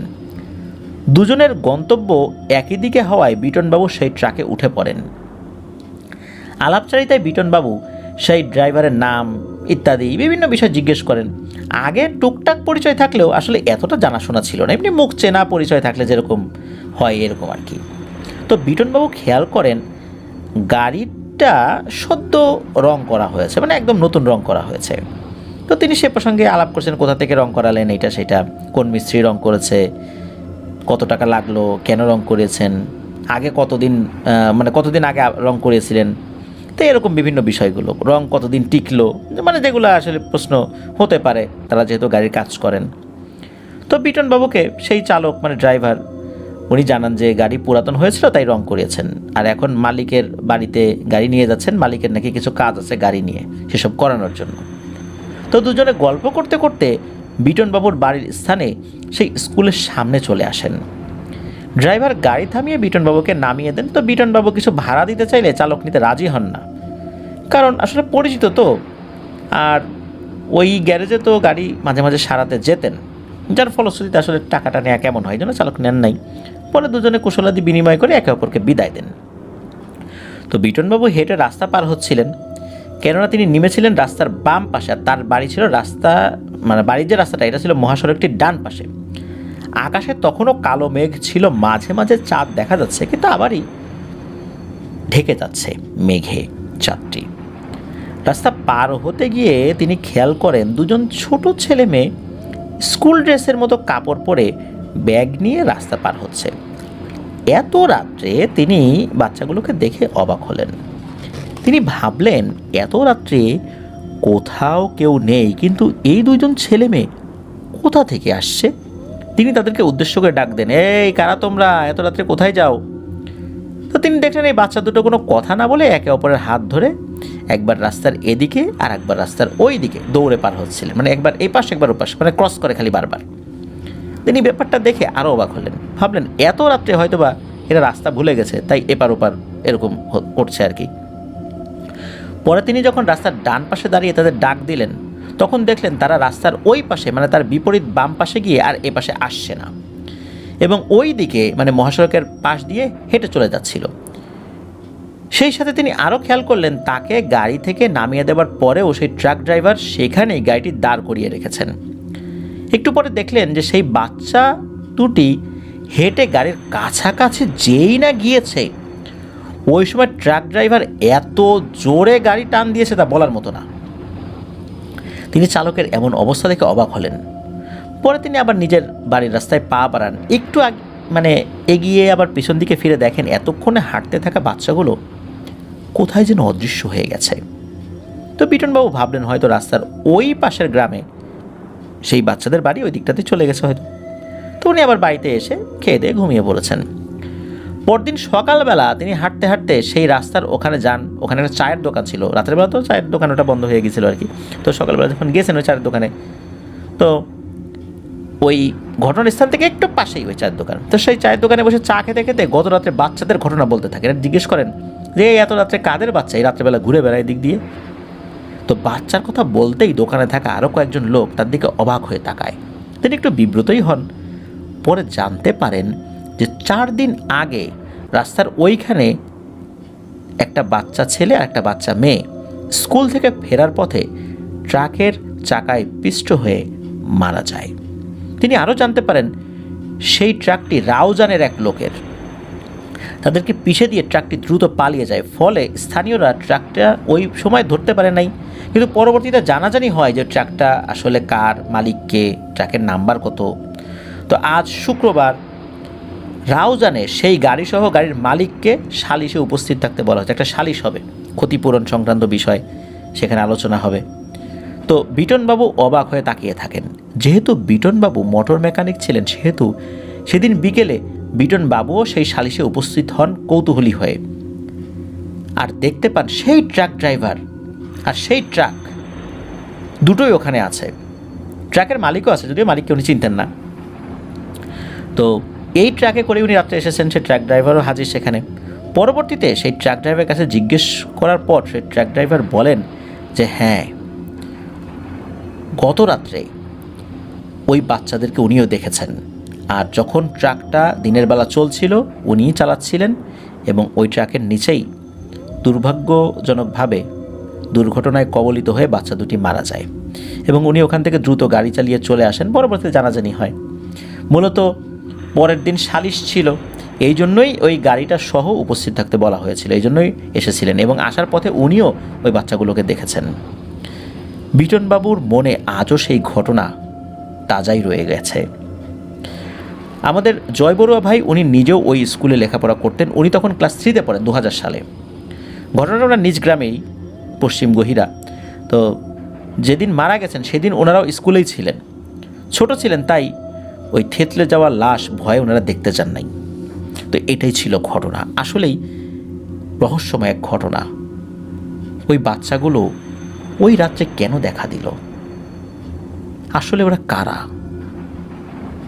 মৃত মানুষ তো ফেরত আসতে পারে না, তাহলে ওরা কারা ছিল? এক রহস্যময় ঘটনা। চলুন আমরা চলে যাই পরের ঘটনায়। এই ঘটনার স্থানও ওই গহিরা গ্রাম, আর এই ঘটনার সাক্ষী যিনি, তার নাম হচ্ছে মিলন বাবু। সালটা ঠিক জানা যায় নাই, যতটুকু অনুমান করা যায় 1995-96 সালের দিকে হবে। ঘুটঘুটে অন্ধকার রাত্রে মিলনবাবু শহর থেকে ফিরছিলেন। তখন তিনি চেরাগি পাহাড় নামক একটা জায়গা রয়েছে, তো ওখানে চেরাগি পাহাড় প্রেসে কাজ করতেন। মানে ওই সময় তো প্রচণ্ড গরম পড়েছে, মানে ওই সময়টা আর কি। তো গাড়ি থেকে নেমেই উনি বাড়ির উদ্দেশ্যে হাঁটা শুরু করেছেন। তখন রাত আনুমানিক 11-12টা হবে আর কি। রাস্তার পাশে একটা বাঁশঝাড় ছিল। তিনি হেঁটে হেঁটে সেই বাঁশঝাড়ের কাছে আসতেই খেয়াল করেন গুমোট পরিবেশে হঠাৎ বাতাস শুরু হয়। তিনি লক্ষ্য করলেন সেই বাঁশঝাড়ের বাঁশগুলো একবার রাস্তায় ঝুঁকে পড়ছে, আবার রাস্তার উপরে উঠে যাচ্ছে, আবার রাস্তায় ঝুঁকে পড়ছে, তো আবার উপরে উঠে যাচ্ছে। এ দৃশ্য দেখে তিনি ভাবলেন বাতাসেই হয়তো এমনটা হচ্ছে। একটু পর তিনি দেখলেন বাঁশ গাছ রাস্তায় ঝুঁকে পড়েছে, কিন্তু এবার আর উপরে উঠছে না। তিনি অবাক তো হয়েছেনই, ভয়ও পেয়েছেন মারাত্মক। পকেট থেকে হাতড়ে বিড়ি বের করলেন, কিন্তু বাত সাজে ওই বাতাস কিছুতেই দেশলাইয়ে আগুন জ্বালাতে পারছেন না। ওনার কাছে দেশলাই ছিল, কিন্তু আগুন জ্বালানোর চেষ্টা করলে বাতাসে সেটা নিভে যাচ্ছে। একটু পর খেয়াল করলেন যে বাঁশের অপর দিকে একটা কুকুর প্রচণ্ড জোরে ডাকাডাকি করছে। এবার তিনি আরও ভয় পেয়ে যান। তিনি সেই বাঁশগুলো সাইডে রেখে যেই হাঁটা দিবেন, দেখলেন বাঁশগুলো লম্বা হয়ে তার পায়ের নিচে চলে আসে। তার মানে বাঁশগুলো যেখানে ঝুঁকে পড়েছে, উনি তো সেই বাঁশটা কাটিয়ে ওই পাশে চলে যেতে পারতেন, কিন্তু না, বাঁশগুলো লম্বা হয়ে তার পায়ের নিচে চলে আসছে। এটা কিভাবে সম্ভব? উনি তো বাঁশের উপরে যান নাই, বাঁশ কাটিয়ে আসার চেষ্টা করছিলেন। বাঁশ লম্বা হয়ে ওনার পায়ের নিচে কিভাবে আসছে? তিনি আবার দাঁড়িয়ে যান। এবার তিনি বুঝতে পারেন ভয়ঙ্কর কোনো কিছুর কবলে পড়তে যাচ্ছেন। এতক্ষণ যদি কোনো কিছু যুক্তি দিয়ে মেলানো যায় যা হয়েছে, কিন্তু এটা তো আর মেলানো যাবে না, কারণ বাঁশ লম্বা হয় কি করে? তিনি আরও লক্ষ্য করেন তিনি যে নুয়ে পড়া বাঁশ গাছের উপর পা দিয়ে পার হওয়ার চেষ্টা করছেন, তখন ওই বাঁশ উপর দিকে উঠে যাচ্ছে। এবার তিনি কি করেছেন, একটু অপেক্ষা করেছেন। বাঁশ যেটা উঠে গিয়েছে, উনি ভাগ্যিস যে আল্লাহ রহম করেছেন যে বাঁশের সাথে উনি উঠে যান নাই। তো উনি আর একটা বাঁশ, মানে চিন্তা করছেন এত দ্রুত দৌড় দিব বাঁশের উপর দিয়ে যে বাঁশ আর উঠে সময় পাবে না। তো উনি একটা বাঁশের উপর দিয়ে দৌড় দিয়েছেন। তবে সত্যি ওনার পরিকল্পনাটা ঠিক হয়, বাসটা ওঠা শুরু করলেও তার আগেই উনি বাসটা ক্রস করে ফেলেছিলেন। তবে ক্রস করলেও সামনের থেকে আর একটা বাস এসে ওনাকে ঠাস করে আঘাত করে, কিন্তু আঘাত করলেও উনি ততক্ষণে বাঁশঝাড়টা পার হয়ে গেছেন, আর আঘাতটা অতটা গুরুতরও ছিল না। তবে প্রচণ্ড জোরে দৌড় দিয়েছিলেন, তো সামনে গিয়ে একটু মাটিতে হোঁচট খেয়ে পড়ে যান। তো এরপরে পেছন দিকে তাকিয়ে দেখেন যে এতক্ষণ যে বাতাস হচ্ছিল সেই বাতাসও নাই, সেই কুকুরের আওয়াজও নাই, আর বাঁশগুলো একদম স্বাভাবিক উপরে খাড়া হয়ে আছে। তিনি বেশ অবাক হন, ভয়ও পেয়েছেন। যাই হোক, একটু জিরে নিয়ে আবার হাতে একটা বিড়ি ধরান, এবার বাড়ির উদ্দেশ্যে আবার হাঁটা দেন। একটু হাঁটার পর এবার তিনি আসেন একটা তাল গাছের সামনে, যেটার পাশে একটা পুকুর ছিল। তিনি দেখলেন সাদা কাপড় পরা একটা বৃদ্ধা মহিলা রাস্তার উপরে দাঁড়িয়ে আছে, দু পা ছড়িয়ে দাঁড়িয়ে আছেন, অনেক লম্বা। এটা দেখে তো উনি ভয়ে জ্ঞান হারানোর উপক্রম, মানে এখনই অজ্ঞান হয়ে যাবেন, জ্ঞান হারিয়ে ফেলবেন। ওই বৃদ্ধা মহিলা তাকে হাতের ইশারায় তার দু পায়ের নিচের যে ফাঁকা অংশ, যেদিক দিয়ে সে মানে রাস্তার দুপাশে পা দিয়ে দাঁড়িয়ে আছে, মানে গেলে কিন্তু তার দু পায়ের নিচ দিয়ে যেতে হবে। তো ওই দু পায়ের ফাঁকা অংশ দেখিয়ে নাকি সুরে বলতে শুরু করলো, ইন্নি যা, মানে এই দিক দিয়ে যা। এই দৃশ্য দেখে মিলনবাবু তো পেছন দিকে যেতে থাকেন। তারপর দেখলেন যে ওই বৃদ্ধা মহিলা তার দিকে এগিয়ে আসা শুরু করেছে, আবার একই কথা বলছে, ইন্নি যা, মানে এদিক দিয়ে যা, মানে তার পায়ের নিচে যেতে বলছে, যাতে করে পায়ের নিচে যাওয়ার সময় তার বড় একটা ক্ষতি করা যায়। এবার উনি আর উপায় না দেখে চোখ বন্ধ করে দিয়েছেন এক দৌড়। কোন দিকে দৌড়েছেন উনি জানেন না। পরদিন সকালে উনি দেখলেন উনি বাড়িতে শুয়ে আছেন, স্থানীয় ডাক্তার দ্বারা তার চিকিৎসা চলছে। পরে অবশ্য ঝাড়ফুঁক করা হলেন, সুস্থ হয়ে ওঠেন, আর সেদিনের ঘটনা সবাইকে বলতে থাকেন। আসলে উনি ওইদিকে দৌড়ানোর পরে কোনো একটা জায়গায় আঘাত খেয়ে জ্ঞান হারিয়ে পড়ে গিয়েছিলেন। তো মানুষজন তাকে পরে উদ্ধার করেছিল আর কি, ওই দিকে যারা পরবর্তীতে রাতের বেলায় এসেছিলেন উদ্ধার করে, তাকে তো চিনতেন, বাড়িতে দিয়ে যান, পরে ওনার জ্ঞান ফেরে। তবে উনি যখন এই ঘটনা সবাইকে বলেছিলেন, তখন লোকাল লোকজন, যারা স্থানীয় লোকজন, তারা রাস্তার পাশে থাকা ওই বাঁশঝাড় একদম কেটে সাফ করে ফেলেন। আর তাল গাছটা এরকম ছিল, তবে আস্তে আস্তে তাল গাছটা নষ্ট হয়ে গেছে, ওটা হয়তো বা বাজ পড়েছিল বা এই টাইপের কিছু একটা হতে পারে। তো এভাবে তাল গাছটা নষ্ট হয়ে গিয়েছিল আর কি। তো এটাই ছিল ঘটনা। এবার আসেন আমরা শেষ ঘটনায় যাই। ঘটনাটির স্থান চট্টগ্রামের লোহাগাড়া উপজেলার আমিরাবাদের তাইল্লা ফিল্ড বোয়ালিখাল নামক স্থান। আর এই ঘটনার যিনি সাক্ষী তার নাম হচ্ছে গুন্নু মিয়া, আর যার কাছ থেকে ঘটনাটি সংগ্রহ করেছেন জয় বড়ুয়া ভাই, তার নাম হচ্ছে শফিকুল ইসলাম বাবুল। তার ফোন নাম্বারটাও আমাদেরকে দিয়েছেন। তো যাই হোক, ঘটনার সময়টা 1980 থেকে 85 সালের মধ্যবর্তী কোনো একটা সময় হবে। এই গুন্নু মিয়া তাইল্লা ফিল্ড নামক গ্রামের একজন উল্লেখযোগ্য ব্যক্তি। উল্লেখযোগ্য হওয়ার কারণ হলো তিনি মুসলিম হলেও হিন্দু পাড়ার লোকদের কাছে উনি খুবই সম্মানিত একজন ব্যক্তি ছিলেন। এলাকার সবাই ওনাকে সম্মান করতেন, সকলের বিপদ আপদে উনি সবার আগে দৌড়ে যাওয়ার চেষ্টা করতেন। গ্রামের সালিশ বিচার হলে, বিশেষ করে হিন্দু মুসলিম যাদেরই হোক, উনি সেখানে একদম ন্যায় বিচারটা করার চেষ্টা করতেন। তো শারীরিকভাবে উনি কিন্তু অন্য 8-10 জন মানুষ থেকে বেশ আলাদাই ছিলেন, বেশ শক্ত সমর্থ মানুষ ছিলেন এই গুন্নু মিয়া। এলাকার সবাই তাকে গুন্নু চাচা বলে এক নামে চিনতেন, এখনও অনেক মানুষই তার কথা জানেন। তো মাছ ধরা ছিল গুন্নু মিয়ার শখ। তো বর্ষার শুরুতে এক গুড়ি গুড়ি বৃষ্টির রাতে গুন্নু মিয়া কোদাল, ডেউয়া, মাছ ধরার এক প্রকার বাঁশের ছালের তৈরি যন্ত্র আর কি, এটাকে ডেউয়া বলে স্থানীয়ভাবে। তো এই কোদাল, ডেউয়া এগুলো নিয়ে মাছ ধরতে যান ওই বোয়ালিয়া খালে। মাটির উঁচু রাস্তার এক পাশে খাল, অন্য পাশে জমি। তো গুন্নু মিয়া হাতে থাকা হারিকেনের আলোয় দেখতে পান জমিতে বৃষ্টির নতুন পানিতে বেশ বড় সড়ো পুঁটি মাছ লাফালাফি করছে। তিনি ভাবলেন মাটি কেটে পানি যাওয়ার রাস্তা করে দিলে জমি থেকে সহজেই মাছগুলো তিনি ধরতে পারবেন। এই ভেবে তিনি জমিতে নেমে মাটি কাটতে থাকেন। কিছুক্ষণ কাটার পরে তিনি দেখলেন রাস্তার উপরে একটা লোক বসে গুন্নু মিয়ার কাজ দেখছেন।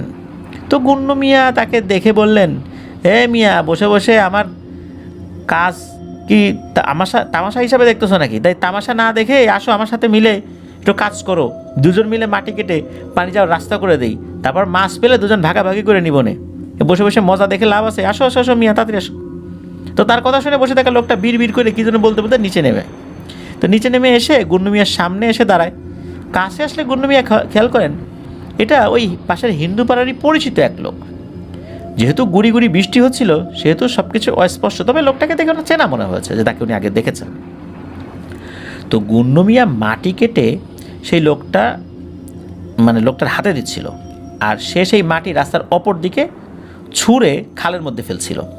প্রথমে স্বাভাবিকভাবে নিলেও গুন্নু মিয়া খেয়াল করেন মাটির যত বড় টুকরোই তিনি কেটে ওই লোকটার হাতে দিচ্ছেন না কেন, ওই লোকটা অনায়াসে হালকা করে ছুঁড়েই রাস্তার অপর দিকে ফেলে দিচ্ছে। এটা দেখে গুন্নু মিয়া ইচ্ছে করে আরও বড় মাটির টুকরা কাটতে লাগলেন, কিন্তু ফলাফল একই। ওই লোকটা এক হাতেই বড় বড় মাটির টুকরা নিমেষেই ছুঁড়ে রাস্তার ওই দিকটাতে পানিতে ফেলে দিচ্ছে। এইবার গুন্নু মিয়া ভাবলেন সর্বনাশ, পড়ে গেছে তো বিপদে। যেহেতু তিনি শক্তপোক্ত সামর্থ্য লোক ছিলেন সেহেতু তিনি ভয় পেলেও সাহস হারালেন না। পরে তিনি মাটি কাটার এক পর্যায়ে হাতে থাকা কোদাল দিয়ে সজোরে আঘাত করেন সেই লোকটার মাথায়, আর আঘাত করে তিনি রাস্তায় উঠে দৌড়াতে থাকেন। রাস্তায় উঠে তিনি দেখলেন ওই লোকটা মাটিতে পড়ে ছটফট করছে, আর কিছুক্ষণ পরেই দেখলেন যে সেই লোকটা ব্যাঙের মতো হয়ে বসে লাফিয়ে রাস্তায় উঠে আসছে। এ দৃশ্য দেখে গুন্নু মিয়া বাড়ি থেকে দৌড় দেন, তার বাড়িতেও চলে আসেন। পরদিন সকালবেলা হিন্দুপাড়া থেকে খবর আসে যে একটা লোক মারা গেছে, তো গুন্নু মিয়াকে সেখানে যেতে হবে। তো সেই নদীর ধারে রাস্তা ধরেই গুন্নু মিয়া ওই হিন্দুপাড়ার দিকে যেতে থাকেন। দেখলেন রাতের সেই জায়গায় একটা কাক মাথা থ্যাতলানো অবস্থায় মরে পড়ে আছে। পরে হিন্দুপাড়ায় গিয়ে তিনি তো আরও অবাক, দেখলেন মৃত মানুষটা সেই রাতের মানুষটাই যাকে গুন্নু মিয়া আঘাত করেছেন, যদিও বা সেই মানুষটা সন্ধ্যার পরপরই নাকি স্বাভাবিকভাবেই মারা গিয়েছিল। পরে গুন্নু মিয়া সবাইকে এই ঘটনাটা বলেন। এই ঘটনাটা ওই গ্রামের অনেকেই জানেন, আর গুন্নু মিয়াকেও এখনও অনেক মানুষই মনে রেখেছেন। ওই এলাকায় বিশেষ করে এই চট্টগ্রামের লোহাগাড়া উপজেলার আমিরাবাদ, তাইল্লা ফিল্ড, বোয়ালিয়া খাল ওই সংলগ্ন এলাকায় গুন্নু মিয়া এখনও মানুষের মনের মধ্যে রয়েছে। তার সততা, ন্যায় পরায়ণতা এবং ভালো মানুষ হিসাবে সকলেই তাকে মনে রেখেছেন। প্রিয় লিসেনার্স, আমরা শেষ করলাম আমাদের প্রিয় ভাই দ্য হিলম্যান খ্যাত জয় বড়ুয়া ভাইয়ের পাঠানো ঘটনাবলী দিয়ে। এটা জয় বড়ুয়া স্পেশাল ছিল। অনেকদিন জয় বড়ুয়া ভাইয়ের ঘটনা আপনারা পাচ্ছিলেন না, আমরাও পাচ্ছিলাম না। চেষ্টা করেছিলাম যে সবগুলো ঘটনা যেগুলো তিনি অনেক পর পাঠাতেন সেগুলো একত্র করে একটা স্পেশাল এপিসোড করার জন্য। আশা করছি এবার স্পেশাল এপিসোডটি আপনাদের সকলের ভয়ের শিহরণ জাগাতে সক্ষম হয়েছে ইনশাল্লাহ। প্রিয় লিসেনার্স, আমাদেরকে যারা ঘটনা পাঠাতে চান তারা লিখে অথবা রেকর্ড করে যে কোনোভাবে ঘটনা পাঠাতে পারবেন afnandahorwaldbd@gmail.com এই ইমেল অ্যাড্রেসে। ইমেল অ্যাড্রেসের স্পেলিংটা হচ্ছে afnanthehorrwldbd@gmail.com। আগে আমাদের যে ইমেল অ্যাড্রেসটা ছিল সেখানে একটু পরিবর্তন এসেছে, আফনান দ্য হরওয়ার্ল্ডের সাথে বিডি যোগ করতে হবে, জাস্ট এতটুকুই। প্রিয় লিসেনার্স, আমার আরও একটি ইউটিউব চ্যানেল রয়েছে আফনানস বি নামে, সেটার লিঙ্কও এই ভিডিওর ডিসক্রিপশনে দেওয়া রয়েছে। সেখানে গিয়ে আপনারা দেখবেন ভিডিওর একদম উপরের দিকে আফনানস বি লেখা রয়েছে এবং সেটার পাশে ইউটিউবের একটা লোগো আছে, সেখানে ক্লিক করলেই আপনারা আমার ওই চ্যানেলে ঢুকে যেতে পারবেন। আমার ওই চ্যানেলও সাবস্ক্রাইব করার অনুরোধ করছি। প্রিয় লিসেনার্স, আমাদের হরর নাইট এপিসোড আসছে, সেখানেও কিন্তু আপনাদের পাঠানো দুর্দান্ত ঘটনা থাকবে।